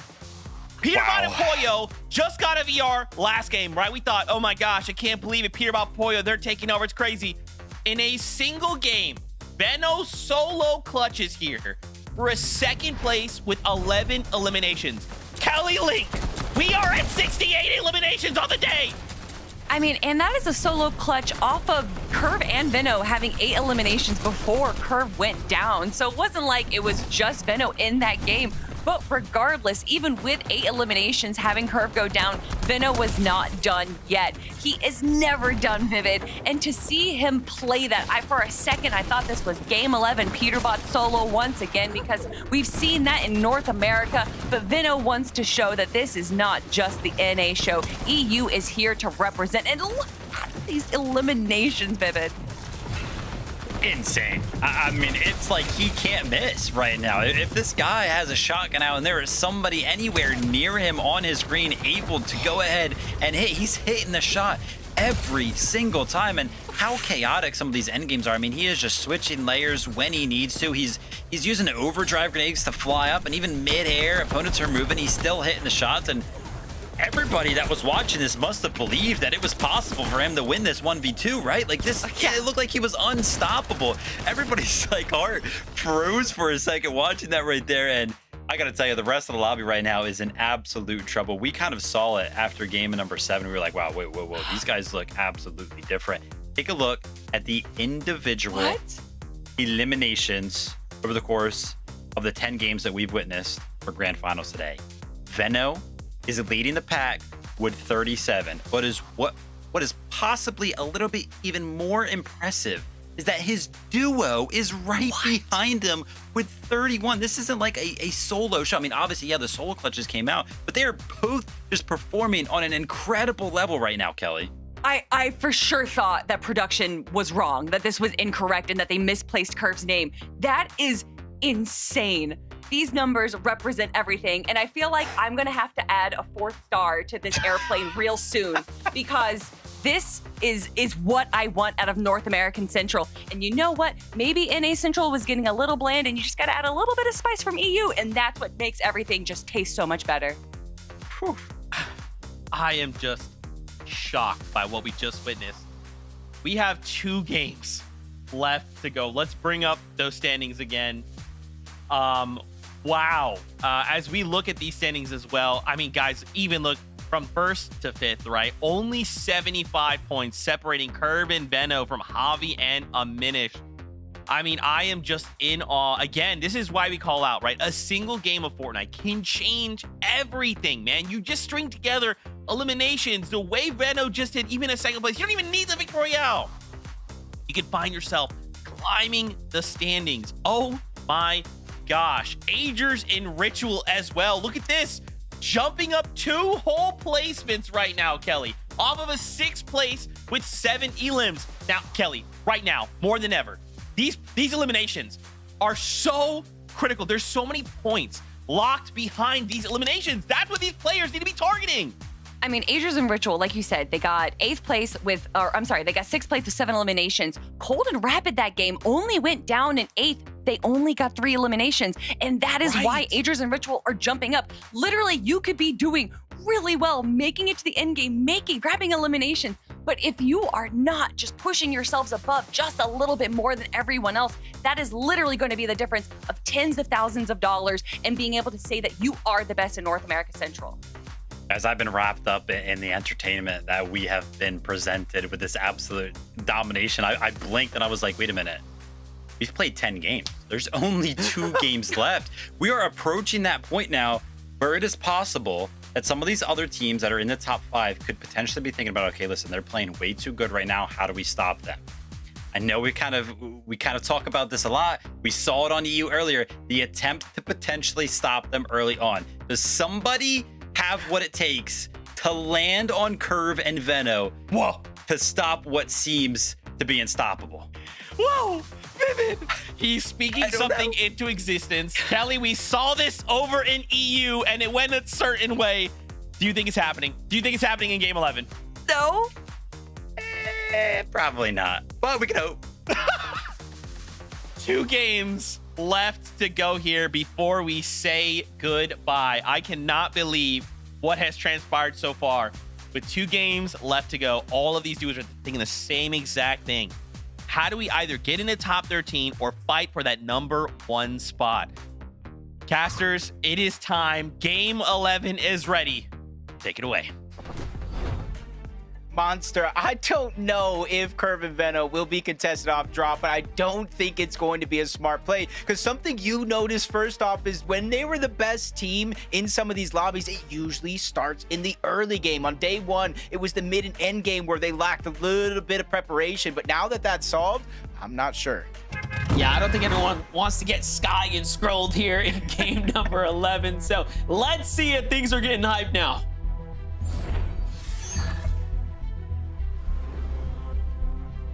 2 games left, Monster. 2 exciting chances for anybody to rise up the leaderboards. And before this moment, we had a very, very close tournament, 6 points difference. But after Curve and Veno is just phenomenal solo play, they have almost a 50-point gap. See, but that's the thing, you know, when you listen to Veno speak, he was actually saying Curve was due for the pop-off. Curve is going to have his moment. Little did we know, the wolf was in sheep's clothing. He has been playing so crazy. It's looking like young Veno, the Veno that we knew to be one of the most dangerous fighters when he was up and coming. We're just seeing him just outperform like crazy right now. And you love to see it too, because it's well deserved. And the competition overall is extremely close. But okay, Jacob, let's get to some of this action here. Paper and Resi are still fighting for a qualification spot for themselves. That was a great 2-piece elimination. Yeah, it's just unfortunate. That side of the map isn't necessarily my favorite. Whether you're contested, uncontested, or simply just win the fight doesn't make it any easier at all. Blake and Preston still on this side of the map. Going gets the Tick and Mafia on the south side of the Frigid Fortress. Good damage onto Preston, though, giving a huge advantage on over to the other side. But Mafia has a huge chunk of HP missing as well. And this is where the lurks are starting to come in. But the longer you lurk, the longer you fight, those third parties will become a huge factor. Empen and Jack already making their way on over. Yeah, Evan and Jack have been all over these fights here. They've had success. They've had some failures. So has Mafia. Look from Blake's perspective. Just kind of leaving this one out, trying to see. Misses the most important shot, though. Any little touch there, he could have sneezed on the Tick, and it would have been a big up. And Preston didn't even see him run past him either, so they just seem to be a little out of it here for game number 11. And Pen and Jack not too content with the extra shots they're hitting inside of there. I think they learned a lesson last time. So they're off to disengage now. Yeah, we still got Scare and Osid at the actual Frigid Fortress just towards the north. They were the ones that, essentially the last ones standing after everything had settled, but just literally one room away. Preston and Blake, I have to imagine they know each other are here. Even the Tick as a solo, they only saw one elimination in the feed. It's about where is he at, and every single person in this scenario, Monster, is one shot away from going down or getting eliminated, and that's why you see the careful approach. But maybe Preston hears something on the other side of that wall. He's trying to tiptoe, take his time. There's a full window open, a clear shot. They double attack from both sides. That was actually a smart way to approach that from Preston and Blake.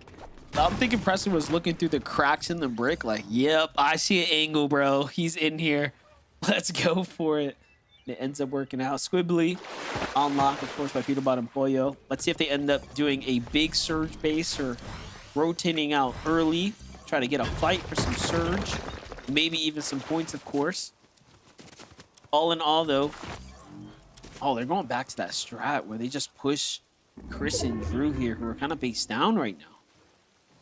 Yeah, and honestly, unless you think something unordinary is going to happen with Veno going down early and a lack of eliminations, one of the big ways to come back, especially for a team like Peterbot and Pollo, is through eliminations here. You talked about it yourself. They've fought this one before against Chris and Drew. They've gotten eliminations, but they've also went down or down to low HP, making the surge not necessarily worth it. There goes another example. They're 100 damage gone just like that. Pollo having to slow things down, trying to heal up, but Peterbot's relentless pressure gets the double edits towards the top, forcing Drew to fall down yet another layer. But we've seen this happen a few times throughout the weekend. Eventually, Peterbot and Pollo do disengage, but I'm not sure that's going to necessarily be the case. They trade shots again. Another 100 damage landing onto Pete. Yeah, one thing Chris and Drew have done is play defense very, very well, right? Like, every time we've watched this fight go down, they actually haven't fully eliminated this team. They have managed to defend themselves more than well enough, and Peterbot and Boyo say, you know what? You got it, bruh. Once again. And they just give it to them because they know, too, that going back and forth is not worth it. They wait until they're ahead and they say, all right, we're going to take the surge positive and dip out. Sometimes you got to take the little victories. And hopefully they accumulate into a massive victory at the end of the game. So jump on board Threats and Beer. To start the day off, they were inside of that top 13. They slowly fizzled out, but as it stands now, 14th place, 264 points. 13th place is only 6 points away. So if they were able to clean up those eliminations, they would move inside of the bubble as the game does progress. On one side of the map, you can kind of see what is on the line for some of these players, and they're really just trying to put it all out there, and they leave no regrets left on the table. Carillion seems to be by himself. Not sure where Jargon's at. Possibly eliminated by QK, but they break into the same box. QK almost goes down, but he's able to not only survive, but get the elimination onto Carillion and basically tell him what he really feels. Yeah, I was trying to find Carillion on the standings. Definitely is one of those teams on that bubble area. They haven't had enough time to really focus in on their performances, but either way, getting eliminated now in game number 11 is going to be a massive setback for any team here. And now, jumping back to this right here, Peterbot. Boy, I don't think we've seen them actually fight Skittles' team at all. So Skittles somewhat caught out of position here and into the drop. Okay, this is exactly where Peterbot wants to. They know they're not going to have teams here, not this early. And just like that, Skittles rotates out of one problem and into another one. Ah, that's just unfortunate. Literally, Peterbot and Poyo went from finding Chris and Drew.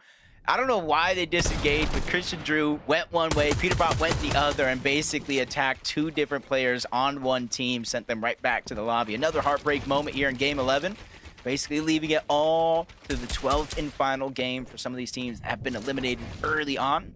And as you can see, 74 players up, Monster. This one looking to move at a little bit of an accelerated fashion than some of the other games we've seen so far. Okay, I did find Carillion and Jargle on the standings. They're actually in 13th, holding the line with 270 points there, Jacob. Now, the jump above them is Rhea and Cooper, who have a 30-point cushion, it seems like, for 12th. But it is super close from basically that line up and down. Really watching all the teams below you, probably even some of the teams above. Just hoping they go down early. Kind of ease the pain.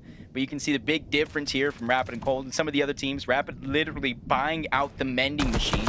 And then they kind of bring all the heals up towards Cold so he can kind of watch them, kind of leaving scraps essentially for anybody else that tries to rotate through and grab that mending machine. Just jump on board Void. Looks like he's getting chased down by a Beeb.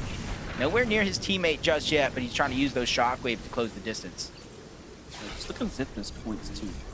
Overall today, having quite the performance here. Obviously, after that last Victory Royale, in a 5th place before that, they have just propelled themselves right into a potential land qualification spot. Now, they still have a little bit of a ways to go, but if they can continue to play well, they will be up towards the top here in the next 2 rounds.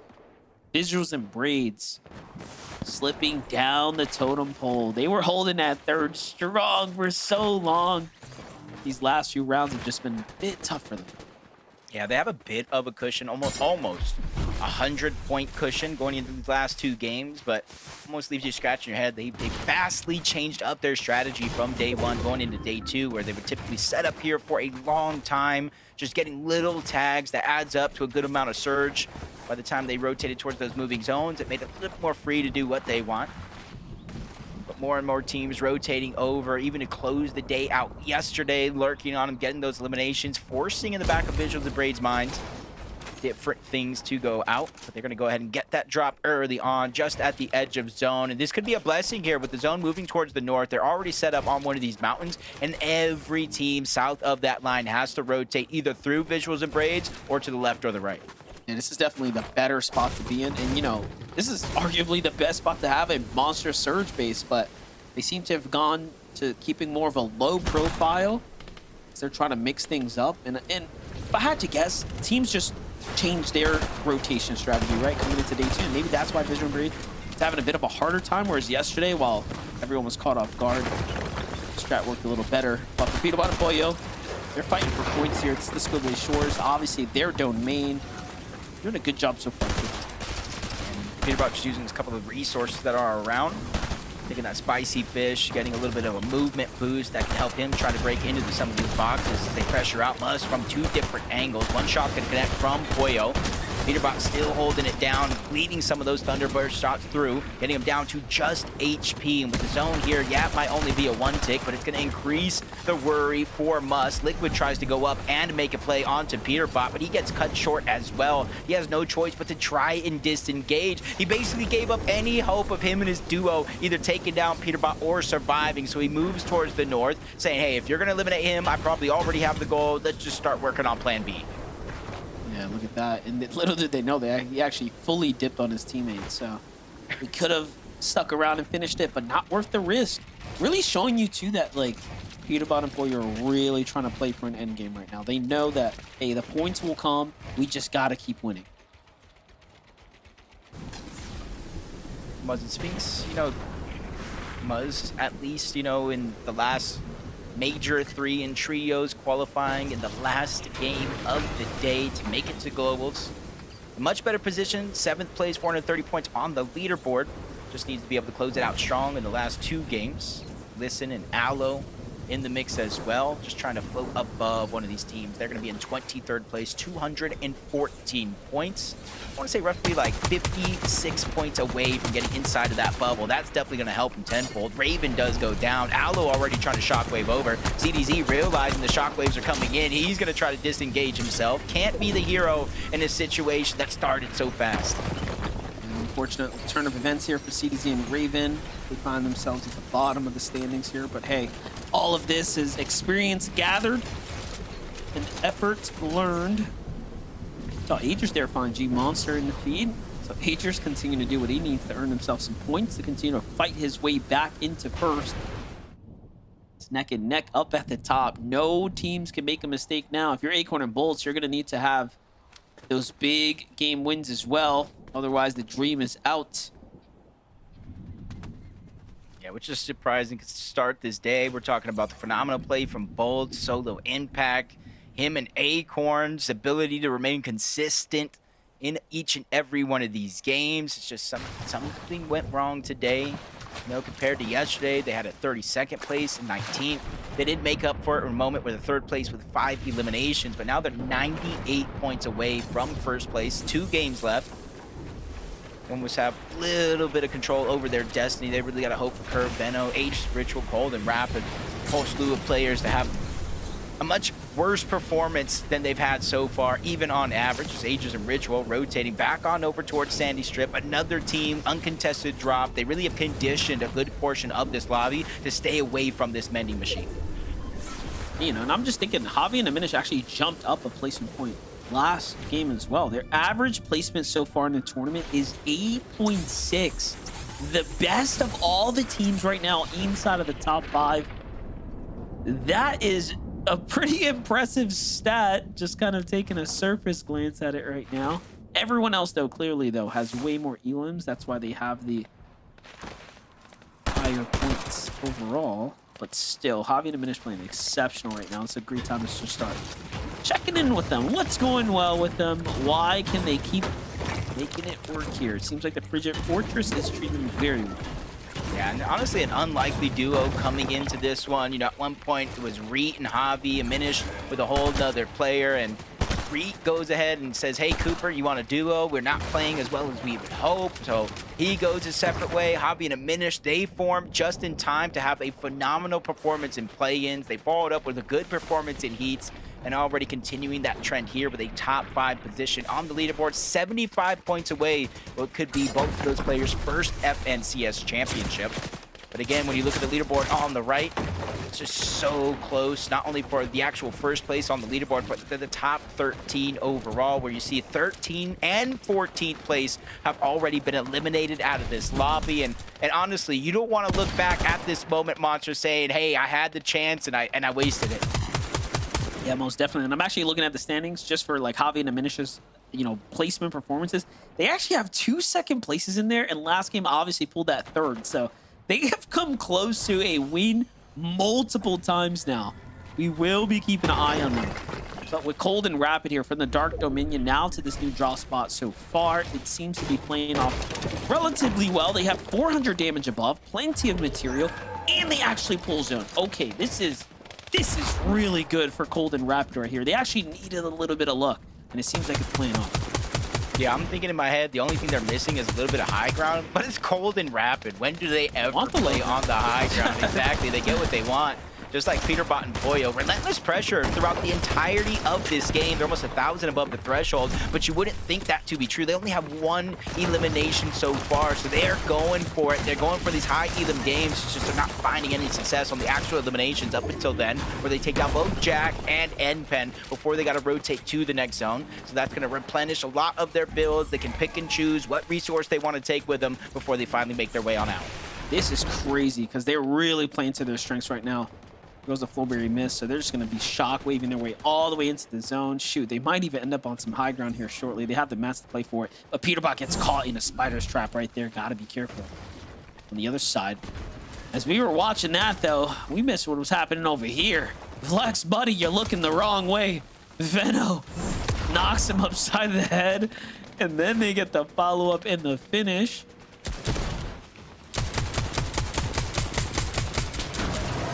Off the distance, 8-corner bolts quickly rotating in towards the zone, and they're using that as a quick second here to look back, seeing anybody that still has the journey to make, like Dolzir and Ishu outside of the zone. They're just pressuring, trying to make it harder for them to not only make it in, but even if they do, they're not going to make it in healthy. Another elimination towards the side. Slepsy and Wage was able to pick up one. Maybe push Paper and Rezi back as Curve, looking like he's trying to approach in that direction. You see Veno peeking through the cone, gathering vital information for their team. And you can see Veno and Curve are the only team who haven't been hit by any surge so far in each and every one of these games. It's just going to show that that early game presence by Curve and Veno is paying off tenfold. They've just been the most aggressive. They've, again, been clearly the most successful in the early game. This game's a little bit slower for them in the early game, but their mid game is just taking off right now. They are in another prime situation to play for high ground here in the end game, and we know what they do well. They play it late. They let people get their first, little taste of height, and then they come in and put their influence to the test. Rapid and Cold, though, much different strategy for them. We've seen them play low ground, time in, time out, front side, dead side, you name it. They'll be there.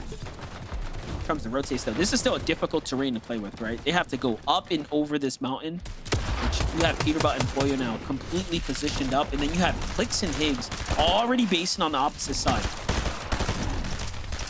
So many times seeing teams take it early. Clicks and Higgs were able to hold it early on in day number 1, but since then, honestly, it's been changing hands for each and every one of these zones here in the end game as they position themselves above. Peterbot and Pollo have the luxury to stagger themselves back.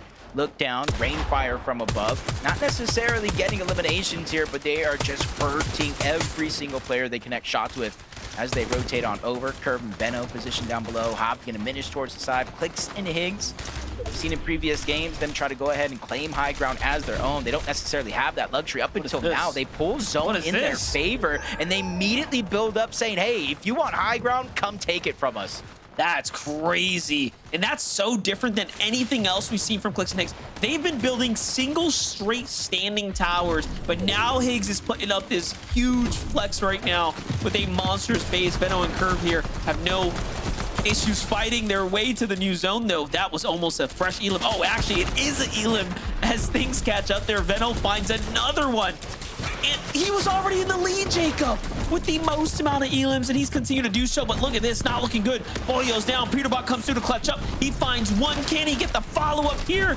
He's doing so much damage, but he can't quite get the finish, but it's okay. He's bought Pollo enough time to get saved here. Yeah, and they have the splashes. They're going to have to instantly start to use those along with the pizza, but the zone is moving in. 10 ticks of damage, instantly popping the big pot. Really trusting Peterbot to get those splashes out in time. They have to be careful, though. Right above them, Clicks and Higgs, and even in front of zone, we got Curve and Veno. We got Muzz and Sphinx as well. Honestly, the storylines couldn't be any better here in this game because you got first place right now. Curve and Veno could be the first time a player has won in both EU and NA, two of the hardest regions, and they find a big elimination on the Peterbot, taking one of the hardest teams out of their path to the finish line. Boyo's down and out. The full elim comes through right there, Jacob, and he gets the finish as well. And just like that, they're up in the lead now. Clicks and Higgs, though, on high ground, doing exactly what they need to do. They have solidified the positioning here. He's doing a good job sacrificing a little bit of HP so that way they can go deep into the zone, reconnect on that high ground. It's going over towards Frigid Fortress. That gives them the luxury to look towards the backside of zone, seeing players late to shockwave in, but they think it's all smooth sailing. But Curve and Veno wait for these perfect moments. They've elevated themselves step by step, and they're waiting until they least suspect it. But Peterbot's still going on his rampage. Big down onto Dragon, trying to pick up that elimination. But Curve and Veno, they're matching him blow for blow. 8 elims now. Veno is really starting to heat up here, and they're not even interested in jumping down for Max. Notice that. They want to maintain this positioning, and they're still trying to time for high ground here to try to play for another win. Higgs, though, is the only one up top. They send Clicks down low. Clicks finds Peterbot, finishes him up, sweeps him under the rug, and now Veno and Curve. Here comes the setup. Off they go. Curve's got no mat, so they have to concede to go lower and lower here. And this terrain's not helping. Look at all these old builds as things are moving back and forth. But Veno, Curve are still neck to neck with Clicks and Higgs right here. Yeah, Curve and Veno, I feel like they know they don't even necessarily need the high ground. They don't even necessarily need the win. They just need to remain consistent. That slows them down a little bit. Big shot is going to land onto Veno. Pressure coming from up above. Thank gosh that Curve is there to alleviate some of the pressure, holding on to the build. But if you blink, you might have missed it. Higgs has went down. Clicks trying to go for the revive. Curve and Veno realize nobody else is up there to contest it. They use the fizz. They use the shockwave. They instantly take away that high ground. 6 teams left, Monster. And everybody at least has the duo by their side unless it's Cold. He goes down. Rapid is now left by himself. And he has the awareness too. The awareness to keep shooting back at them. Veno tries to keep the pressure, but the shockwaves put Clicks and Higgs up on high ground, and they know we don't have enough mats to hold this one down. Clicks and Higgs managed to have just enough HP though to go ahead and heal back in this game, but then you have Rapid. Look at this, just solo surviving right now as a player here in the mid ground right now. Trying to evaluate what he wants to do here, but he's got pressure coming in from potentially Veno and Curve here on the layer. Right behind he comes and he actually finds Curve. It's gonna be Muzz who jumps in and they get the full finish. Yeah, but still, that's no worries to me. Veno's just taking this time to heal up. Quickly go and scurries outside of the zone. Still almost a full chug jug left, but Higgs is quickly on the chase. Gets a good amount of damage until the zone does the rest. Clicks and Higgs have finally woken up from their slumber. From day 1 to day 2, they finally found their form back. 5 eliminations here, but Rapid is still up, trying to close the gap. Pig down onto Sphinx, separates him from Muzz, but you see he has no builds. He probably feels in the back of his mind he has to get this elimination, but underneath, Braids takes him down, gets the elimination, and moves 1 step closer to first. Oh, I was gonna say, talking about the slumber, Bolts and Acorn were down low. Now they're the sleeping giants starting to wake up here, putting their influence in the mix, but you have a lot more players to worry about. Braids and Visuals are here to mess around as well. They also need the refresh too, as they're out of material, so they're gonna be forced into this fight here, whether you like it or not. And then, of course, Clicks and Higgs have to come down and jump in this battle as well. Bolts uses the shockwave to go up. Someone gets eliminated in the sky. It's actually Clicks. He couldn't touch down in time. And Bolts and Acorn all of a sudden now find themselves in a winning position, and the shot goes through. And just like that, Bolts manages to do it again here. Yeah, Bolts and Acorn pop off in the second to last game of the day, becoming the second team to win 2 different games this weekend in a leaderboard, Monster. In a world that is so stacked and close, this one is surely going to move them 1 step closer to contending for another FNCS championship. Zeke, 1 left game to go. Let's do it. I keep thinking, man, like, I've got a handle on it. There's like, you know, Zeke, just follow the action. It's all cool. And no, man, we literally just talked about the top 5 right before this, right? And Acorn and Bolts were that 6th place team. They were the team on the outside, and they said, Zeke, I'm sorry. Did you forget about us? We can now be in the top 5. Why did you forget about us? And now they are fighting for our love and affection. I cannot believe this. Game 11 with so many Titanic duos, all doing the same thing, thinking, bro, we can do it. This is our chance. With 2 games left, we can fight for an axe. Acorn and Bolts say, you know what? We'd like to toss our name in the hat. Little name of the hat. There you go, Zeke. Go ahead. Shuffle it up. I don't know. Kelly, I'm losing it. I'm freaking out. I mean, this really was the game for our teams in that 6th to 10th place spot. Everyone that was in our top 5 having some issues, either going down to a solo situation or going down early, you know, unless you're Venno.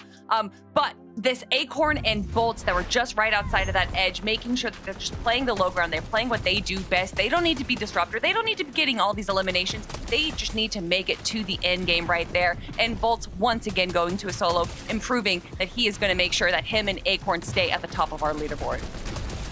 So funny. Game 11 there. I mean, we're just watching all the chaos kind of unfold on night. Oh my gosh, Peterbot's trying to hold it. Flicks and Higgs, they go up for it. Benno and Curve, they start to get active. All this stuff's happening. Elim. And then we take a look at where everybody else is at. Acorn and Bolts on the low ground. 100, full, healthy duo. And they finish the game just like that as a duo. Incredible stuff for them to kind of re-enter the conversation, not only in that game specifically, because they didn't even know they were alive in that game. All of a sudden, it's like, oh my gosh, they're chilling on the low ground. But now I can only imagine how close they are to keeping themselves back in the competition for the win. Oh my gosh, that little angle, that little tiny little corner was the difference maker. 574 points. Fortnite fan, we have one game left to go. We're gonna go to a break. Okay, I need a moment to breathe. Okay, I need a moment to breathe. When we come back, we start setting up because this is a close run. Okay, go find some popcorn, find a drink, use the bathroom. We'll be right back. Okay, we'll be right back.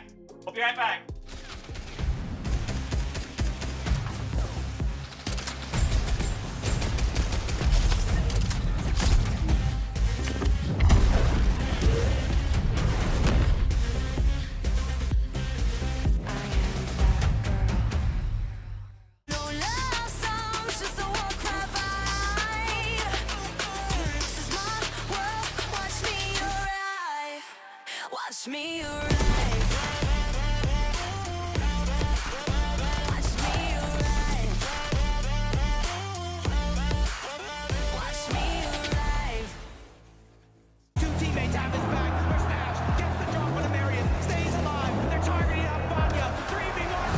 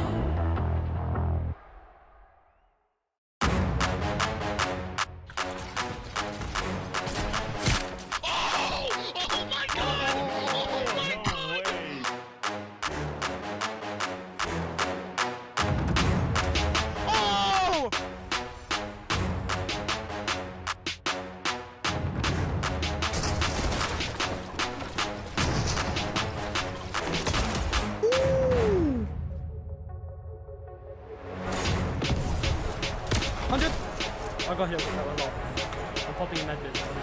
Wait, short. Got 6 builds? No, max up. Wait, if you're mid, wait. 100! 100! Oh my god! Oh my god! Oh my god! And I don't know how to feel about it. You're not used to losing. Getting beaten? Not like this. These players are just so locked in. Could it be the milk? It's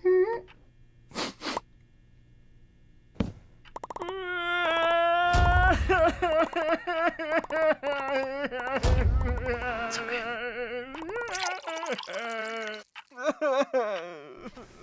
Stay there.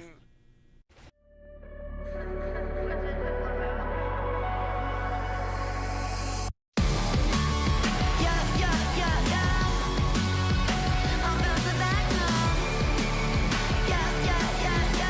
I can't hold it back. Yeah, I'm bouncing back. These mountains, I'll tow 'em. Those pebbles, I'll roll 'em. No bridges. Okay. All right. I'm fine. I'm calm. He's not. Everything is okay. In case you're joining us, welcome. This is the FNCS Grand Finals. No big deal. One of the most important moments in the FNCS. We have one game left to go. You know, hey, crazy stuff happened in that last game. Acorn and Bolts got themselves a victory out of that last game. That's crazy, right? Yeah. Why don't we go and take a look at the standings, because it gets crazier. Because right now, Curve and Venno are in first place with 659 points. Kelly! They have 78 eliminations, more than double that of Acorn and Bolts. Venno and Curve have showed today what they do best. Those early eliminations, going into mid-game, making sure that they don't have to worry about Storm Surge, and then controlling the mid-ground, either chopping people from above or eliminating people down below. They do it time and time again. And you know what? Maybe day one wasn't their day, but it's better late than never. Venno showing everyone why he is not just moving states like we see a lot of these players do in North America. No, he's moving countries to claim this as his own. Manifesting destiny is all about America's history, and he's showing why Britain did it first over here. Please put an absolute huge exclamation point on the fact that these guys were in 10th place coming into the day. We have played 5 games, and they now have an 85-point lead over second place. I don't know what kind of crazy stat or how this is going to look on paper, but this has to be one of the most incredible day 2 performances, day 2 comebacks, whatever you want to call it, that we have ever seen. I mean, look at 78. How in the heck? What's even going on? These guys, every single time we watch the game, it's just a highlight reel for them. Dude, you know, we were talking about it during the break there, and it's like at a certain point, this is going to become mathematically impossible, right? Like at a certain point, we've tuned into them at like the early stages of the game, and they have 4 or 5 or, you know, even 3 elims, right?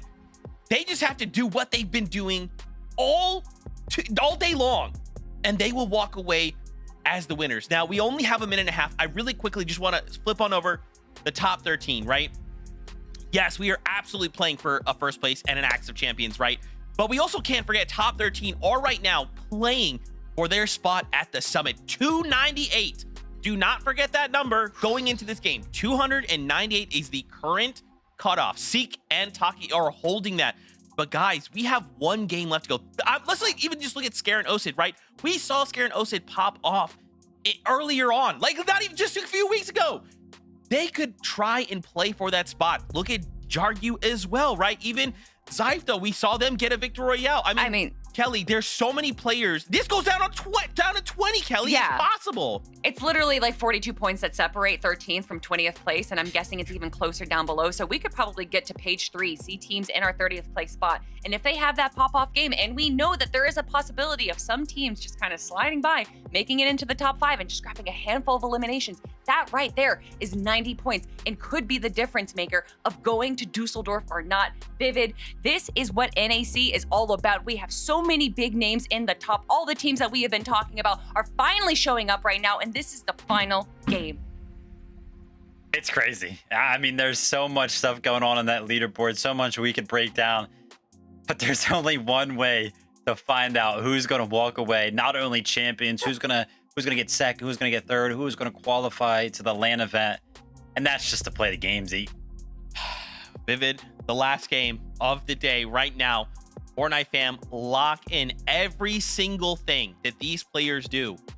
Whether they get an elim or get eliminated, this is it. The last game to make the impossible possible. For the last time today, MDF, Jacob PR, take it away. Honestly, Monster, I've never seen so many storylines go down the leaderboard so far. Curve could win his first FNCS champion. Venno could win 2 titles on the hardest regions with EU and NA and add his 4th overall. Acorn could win another major one. Bolt could be a West and Central champion. Cold back on top. Rapid wins his first. I could keep going all day, but it just goes to show the stories are endless today.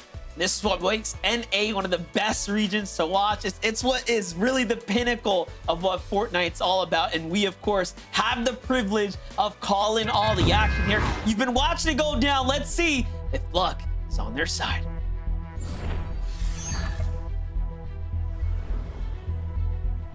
Coming into a game 12 of honestly the most recent FNCS is almost a year now. People always have that same conversation.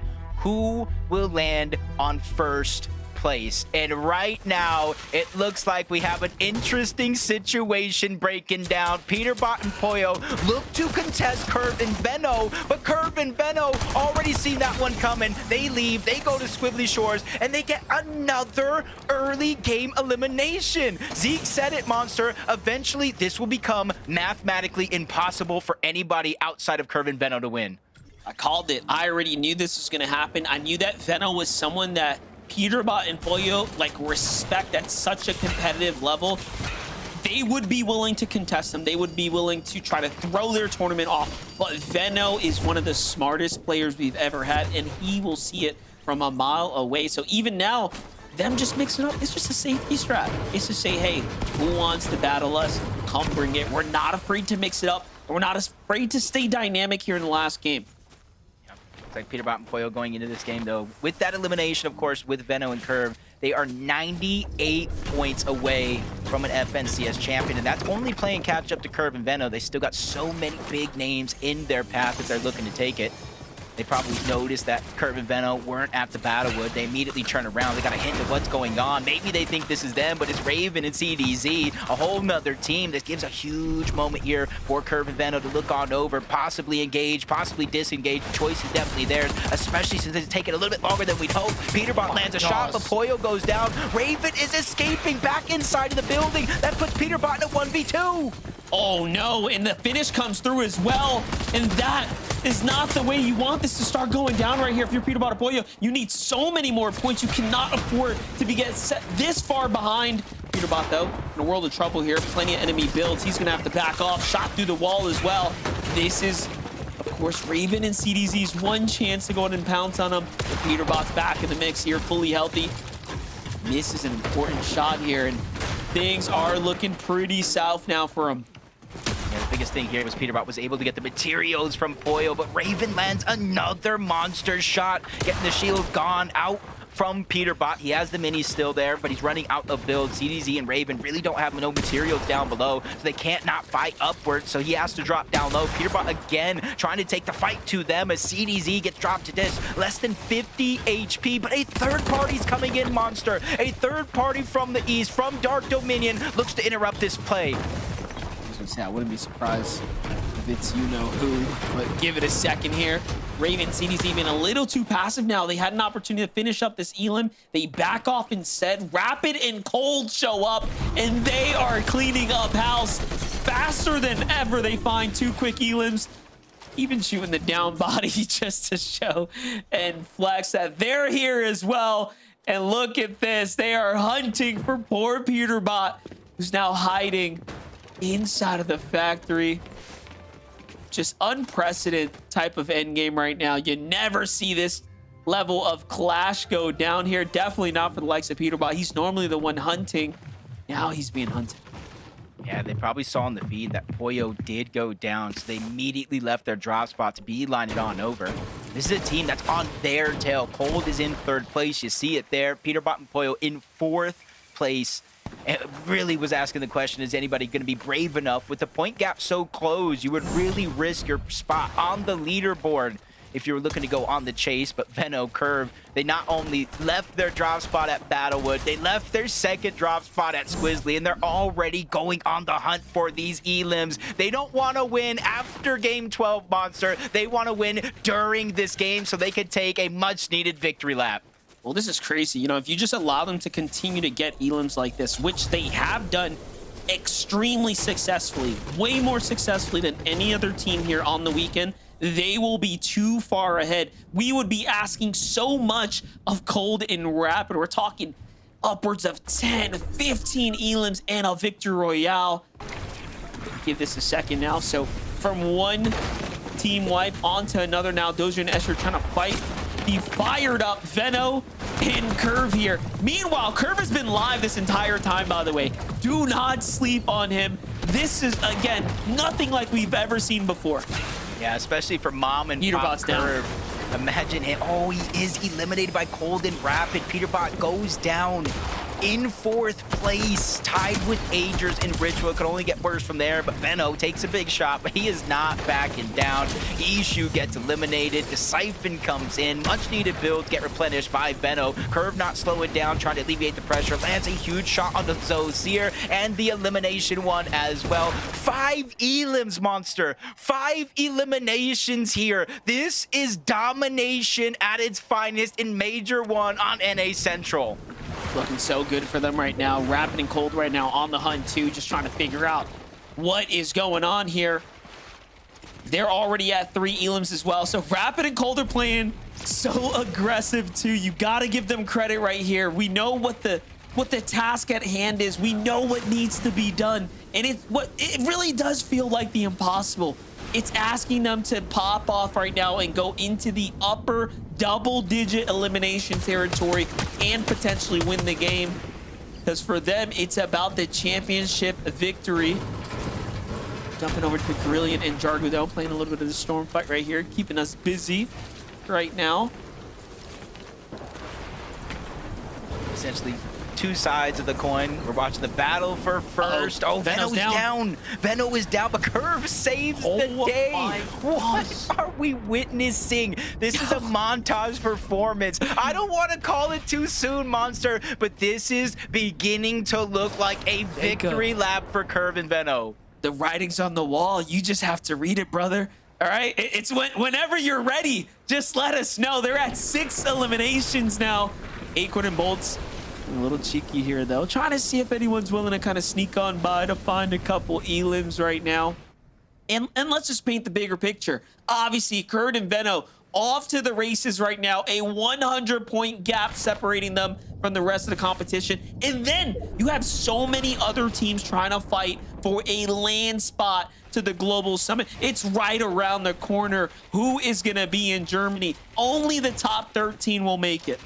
And as it stands right now, in order for Cold and Rapid to win the tournament, and this is as it stands right now, they need Curve and Veno to go down outside of top 25 with not a single elimination more.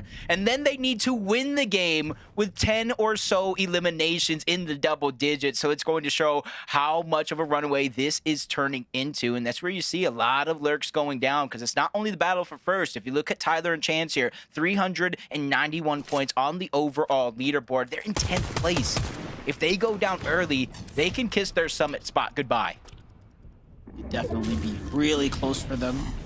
They'll be holding on to a thin margin. Taki and Seek on the other side. Same can be said for these teams here. 208 points earned on the tournament day. So you are seeing moments of greatness here coming out. Some of our competitors here on the 2-day format. Not gonna make a quick, clean glide here. They're just trying to dodge all the noise down below, having to worry about Surge, having to worry about others rotating in your path. Be a good plan for Seek and Taki here. 13th place. They just need to hold on to their current spot on that leaderboard. Clicks and Eggs, though, a moment ago, did see them in the feed. They picked up at least one more elimination here. They, too, have a little bit more of a cushion than some of the other counterparts. 430 points in 9th place. They just need to make sure to finish strong. It's more of a confidence thing than anything else, I feel like, at this point. Yeah, gotta find their groove, but again, you've made it this far. They had such exceptional moments of greatness, but in the end, everything has to come together. And then how do you account for having the curves, the colds, those types of performances that we've seen? It's tough to ask. All things have to come together. Cooper and Rito, they're still fighting for their qualification seat. They're not fully safe just yet. Not at least how I feel. Let's take a look at the standings here. This is going to put them at 12th place there, Jacob. So close. Yeah, I would say they have a 22-point gap from 13th, which is actually the line. And then about a 44 or so point gap between them and falling outside of the bubble, which means anything could be possible. If they go down, let's just say 15th place, and anybody else kind of is able to secure a top 8 or better, they can certainly overtake them on the leaderboard. But definitely so many different possibilities here as the tournament continues on. Threats in Beer, a team that started inside of the bubble on the day, shortly fell out of it and was trying to work their way back. Aviv and King, another similarity here, 17th place coming into this game, which means those eliminations, 8 more points is definitely going to boost them up the leaderboard just a little bit. I think that almost puts them on the line outside of that bubble around 14th place with those elims. Yeah, Aviv and King, the last 2 games have played really well, actually making it to endgame, and this time they actually have 4 total elims, so just a monstrous performance so far, definitely stepping up and doing what they need to when it matters most. Enough and Saul kind of see what's going on here. They end up backing off. You have Osid and Scare, another team that's very much in the conversation right now. Looking at how they've played, you have a 4th place as far as their best performance so far in last game, roughly 15th for them with a single elim. So not too bad, definitely earning some placement points. If they can keep that up, they might just be doing enough to jump up. And in. This is going to be an interesting lobby slash end game. Because if you look at like day 1, we were getting what, fourth zone surge, sometimes even earlier because how stacked the lobby is. To start the day, we were getting 5th zone, maybe 6th zone surge. There's only 60 players up. There's only 30 teams left in this lobby right now in the 4th zone. So it's rather thinned out, moving at a much more accelerated pace. So you have to be careful on some of these rotations. So instead of being able to rotate, stack with a bunch of other teams, hoping they choose them instead of you, now some of these rotations would be a little bit more bare, with you and maybe 1 or 2 other teams being the only one rotating in that direction. I mean, when you have Cold, Rapid, Acorn, Bolts, Curvin, Veno looking for elims, right? Trying to either push the gap, close the gap, like this is what happens. The lobby will tend to thin out, and then everyone else, of course, trying to fight for their qualification spot. Look at this though, Veno Curve inside the storm right now. They surely know they've done enough, right? So now it's just time to chill out, hang out, enjoy the storm for a little bit. Here on the beach, have no reason to really put themselves in any danger here. None at all, especially with the zone moving on over towards the south. They know they can essentially ride the shoreline, whether they try to make a little shortcut in, go on top of the mountains. They can go all the way towards the south. They do got 1 zone, though, that they really have to worry about. So going from zone 4 to zone 5, it moves from a 1 tick of damage into 2. From zone 5 to zone 6, it would move from a 2 tick damage into a 5. So even though they do have a lot of time on their side, they don't want to use all their resources just getting into zones. Since you can kind of see on the map there on your left side that so many other teams are also outside of the zone and inside of their path that could certainly cut them off. Yeah, definitely. They're moving really quickly. Wagers and Sleepsy, though. Look at this. A little bit of a high ground position right here.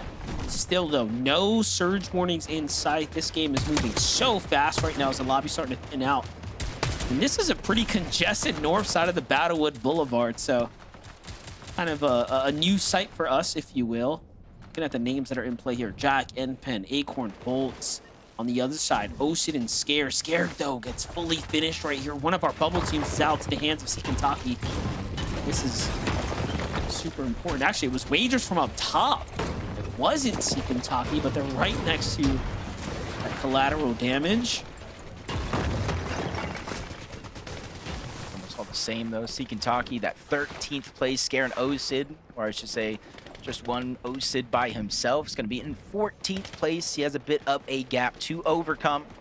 Hey, anything is possible. 29 teams still up, so 4 more go down. You'll start to get those placement points, and they'll cascade in with each and every team that does go down. Contrapt's going to fall, and already 1 less team to worry about here. 55 players left in this game, so there's only 1 solo running around, and that's going to be Osid. Gotta do what he gotta do, though. It's really close, yet so far now. It's all going to come down to, can you earn your way towards the positioning placement points there? Still see Reet and Cooper up in the distance. Agers and Ritual here sitting pretty. Got the box open, eyes on Acorn and Bolts. Little did they know. Oh, look at this zone, though. It pulls north. Okay, so this is going to be working against the likes of Curve and Venom, who obviously were wrapping far around the outskirts.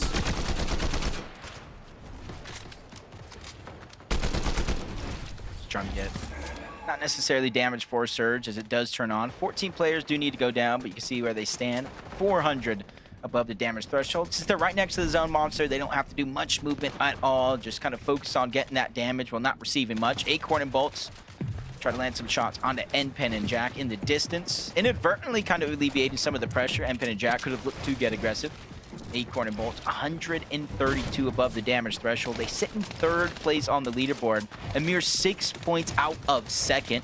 A huge chunk of money differential. And I was talking about Bolts. If somehow, some way, a miracle can happen, Acorn and Bolts keeps the Major 1 magic alive. Bolts will become another player on that short list of 2 region champions. I know Veno is certainly in line to becoming another player on that list in 2 of the hardest regions in Fortnite, in NA Central and EU. Yeah, definitely looking to make history here and now. Reed and Cooper sitting pretty strong right now, guys. 340 damage above, safe in the zone, plenty to work with right now. That's the type of position you want to see Reed and Cooper in if they're going to land. Seek and Taki on the other side, same can be said for them.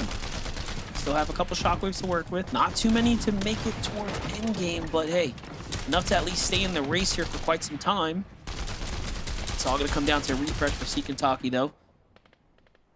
See if they can time to rotate. Looking at who's positioned up, though. Clicks and Higgs trying to end this one with the splash. Already you can see them poison up for that high ground here, Jacob. Yeah, just still, no matter what's been going good or bad in some of these games, they're just continuously one of the teams that, you know, if they make it this far into the game, they're going to contest for that high ground. King and Aviv just outside of that bubble. Sees 2 teams with a little bit of a scuffle going on. They try to land some shots before they go ahead and make their way on over. They're just trying to pressure them so that way they don't make any peaks, makes the rotation that much safer. That was Reed Cooper in that distance. They're 193 above the damage threshold. Inside of that qualification ring, they just need to be able to hold on here, especially more so now with Avi in a minute just looking to walk them down. Really close now to earning some positioning points here as well. 28 teams still standing. Curve finds Kingling there in the feed. Veno super hit up off the rotate here. That brings them up to 7 eliminations. And Curve finding his moment, finding his footing now. These last couple games, I mean, it's been the Veno show, but Curve has stepped up when it mattered most. Even in this game, clutching Elam after Elam, and now finding the follow-up and the refresh that they need to succeed here. Clicks and Higgs, though, just want to do what they can do best.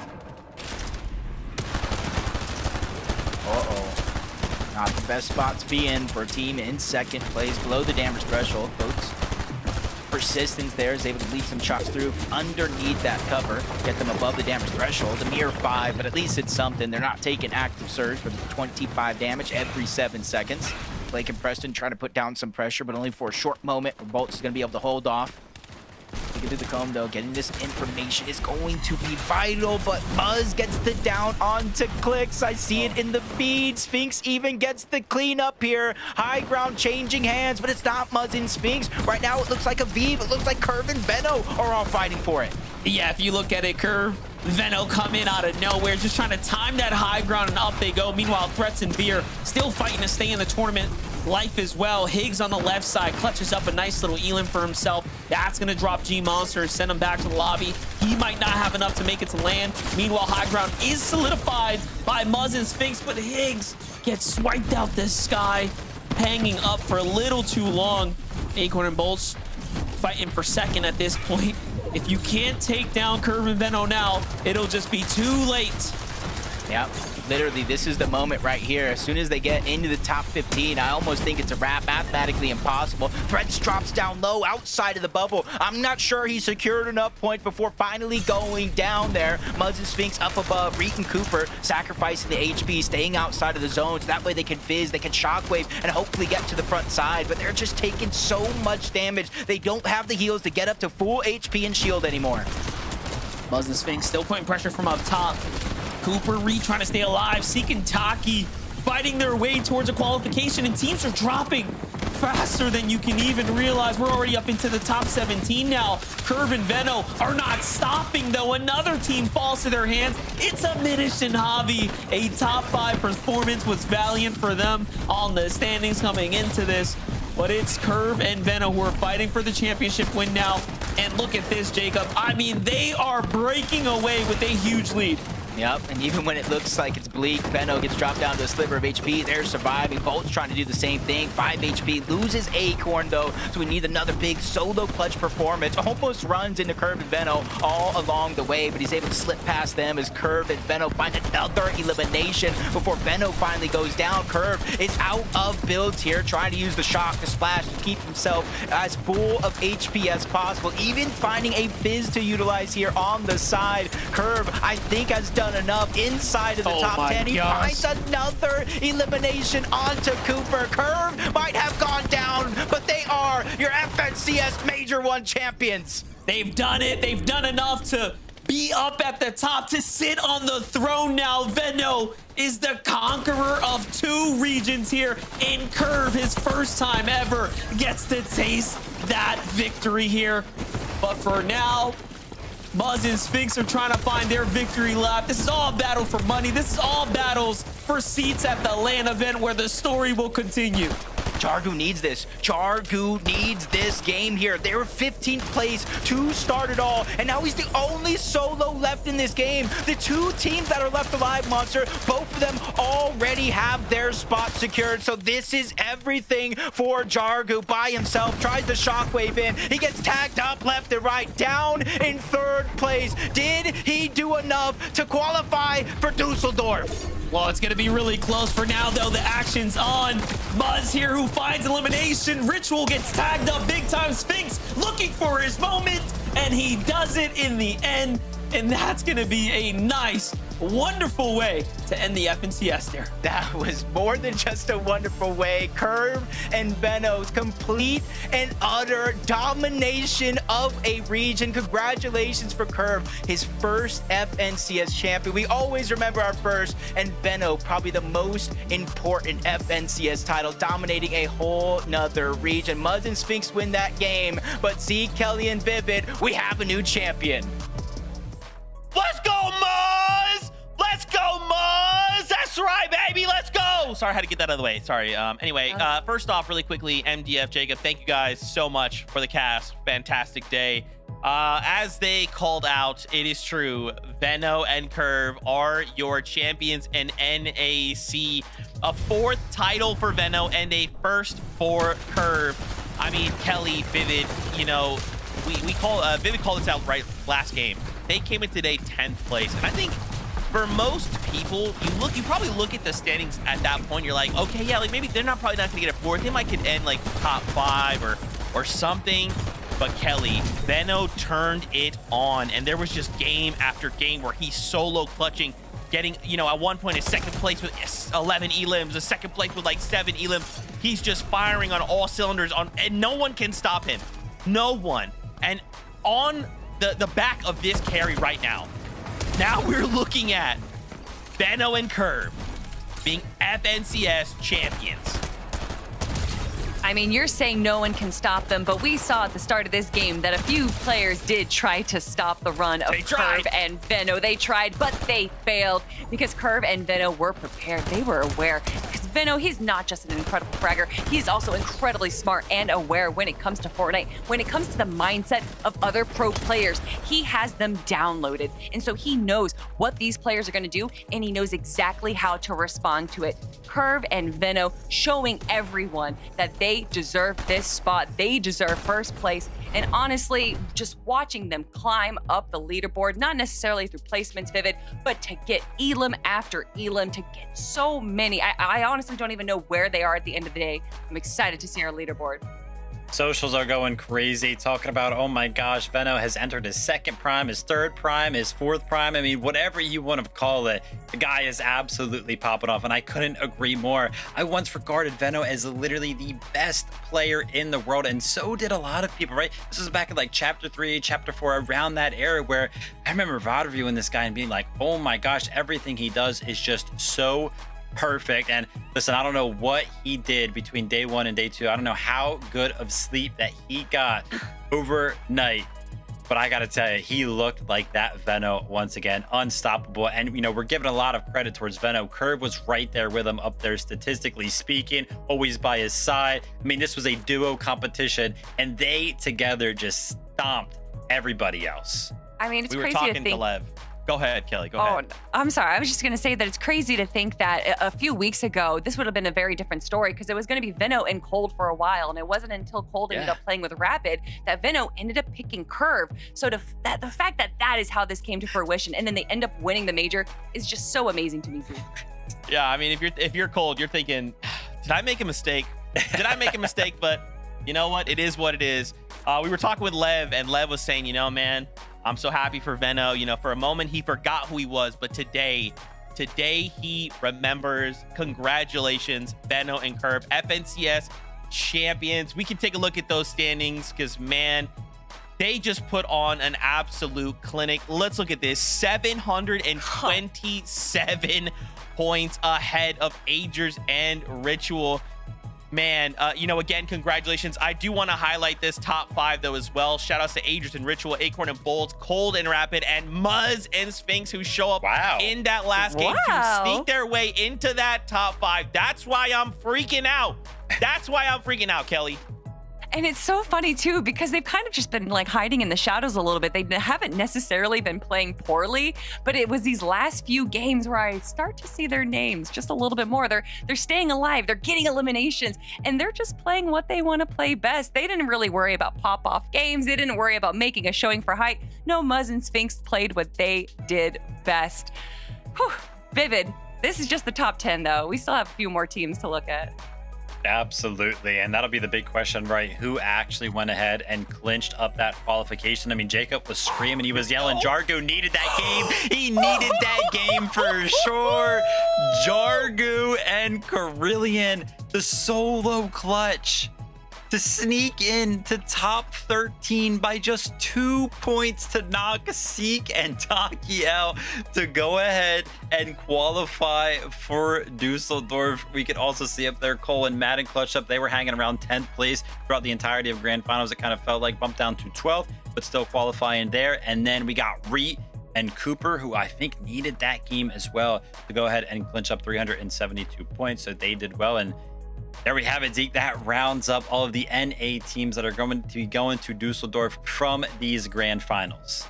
And that's why you can't give up, right, Viv? That's exactly why in those final moments, just think about it. Being in that situation, it's just you, the last game to make something happen, and Jargu does, right? Crazy. And now he's going to keep his FNCS dream alive. He's going to be going to the summit. Oh my gosh, what a fantastic day here in NA. And I just want to really quickly just double back to Curve and Veno. I think probably my favorite part of that game, Kelly and Vivid, was the fact that in that last game, immediately Veno sniffed something out. He's like, you know what?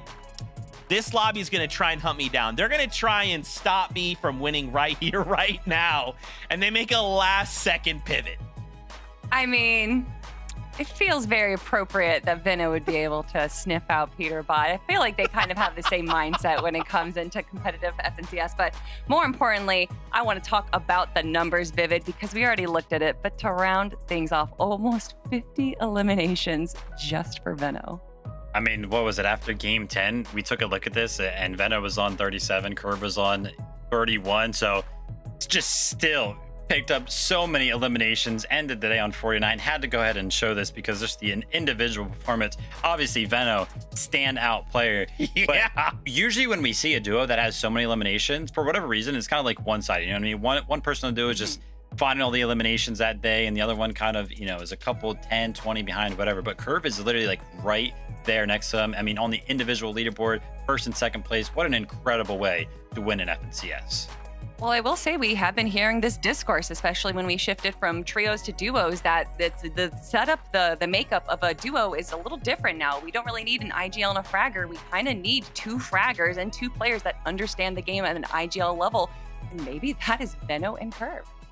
Oh my gosh, yeah. And I love to see that from Curve because, you know, I feel like I can already see now so many players can just be like, yeah, you got carried from Benno, but it's like, no, Curve actually put in work, right? They made this happen together. And yes, there was times where Benno was solo, but Benno having all that experience is like, hey, don't worry, man. Like we're getting this win. We're getting it today. What a phenomenal day of Fortnite. We do also have a look at our qualified to the summit list. Let's take a look at some of this, right? We got to take a peek at this at the very beginning of the show, and now we can go ahead and add the names from NAC to that list as well. Guys, this is starting to give us a more complete picture of Summit. And as I start to just pan across and see some of these names, this is just a mini globals, right? Like this is just going to be some of the craziest Fortnite we're going to see. And given the context of the news we heard before NAC even started, now 3 days. I mean, guys, this is good. That's going to be crazy. I thought this was going to be crazy, Kelly, and it was. It is. That's going to be a whole different level. It's just going to be crazy. Crazy now, crazy before, crazy later on. You know, it's Fortnite. That's what we loved about it. But most crazy of all, Zeke, is that we have not given Benno the proper accolade that he deserves. And I'm very proud to be the one to do this. Yep. The 4th star onto the Benno plane, everyone. Congratulations on the dream line. Now you're gonna have to add a picture of Curve up there, get him a star up there as well.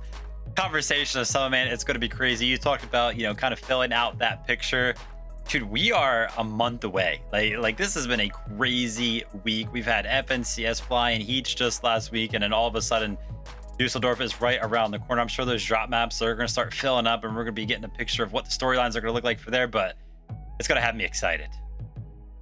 Oh, man. What a day. What a day. Fortnite fam, we're done. We're done until Dusseldorf. We hope that you guys have enjoyed all of the action. If you have time, go give a massive congratulations to Curve and Benno, right? Your new FNCS champions in NAC.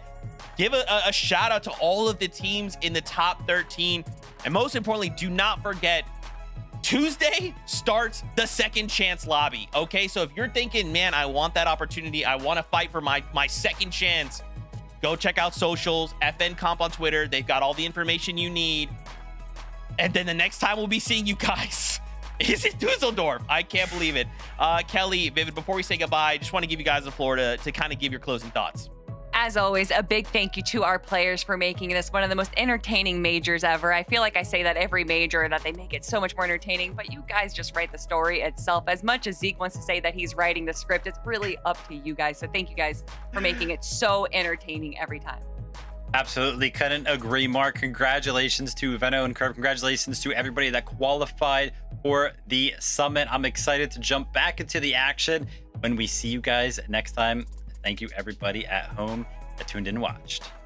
And of course, massive thank you to MDF and Jacob PR for casting all of that. And of course, our EU crew, right? There's so much different action happening, and now we get to come together on one bus to fight for our shot on the summit. Oh, man! Fortnite fam, as always, we love you. Keep yourself safe, and we'll see you on that battle bus. Beep, beep. Beep.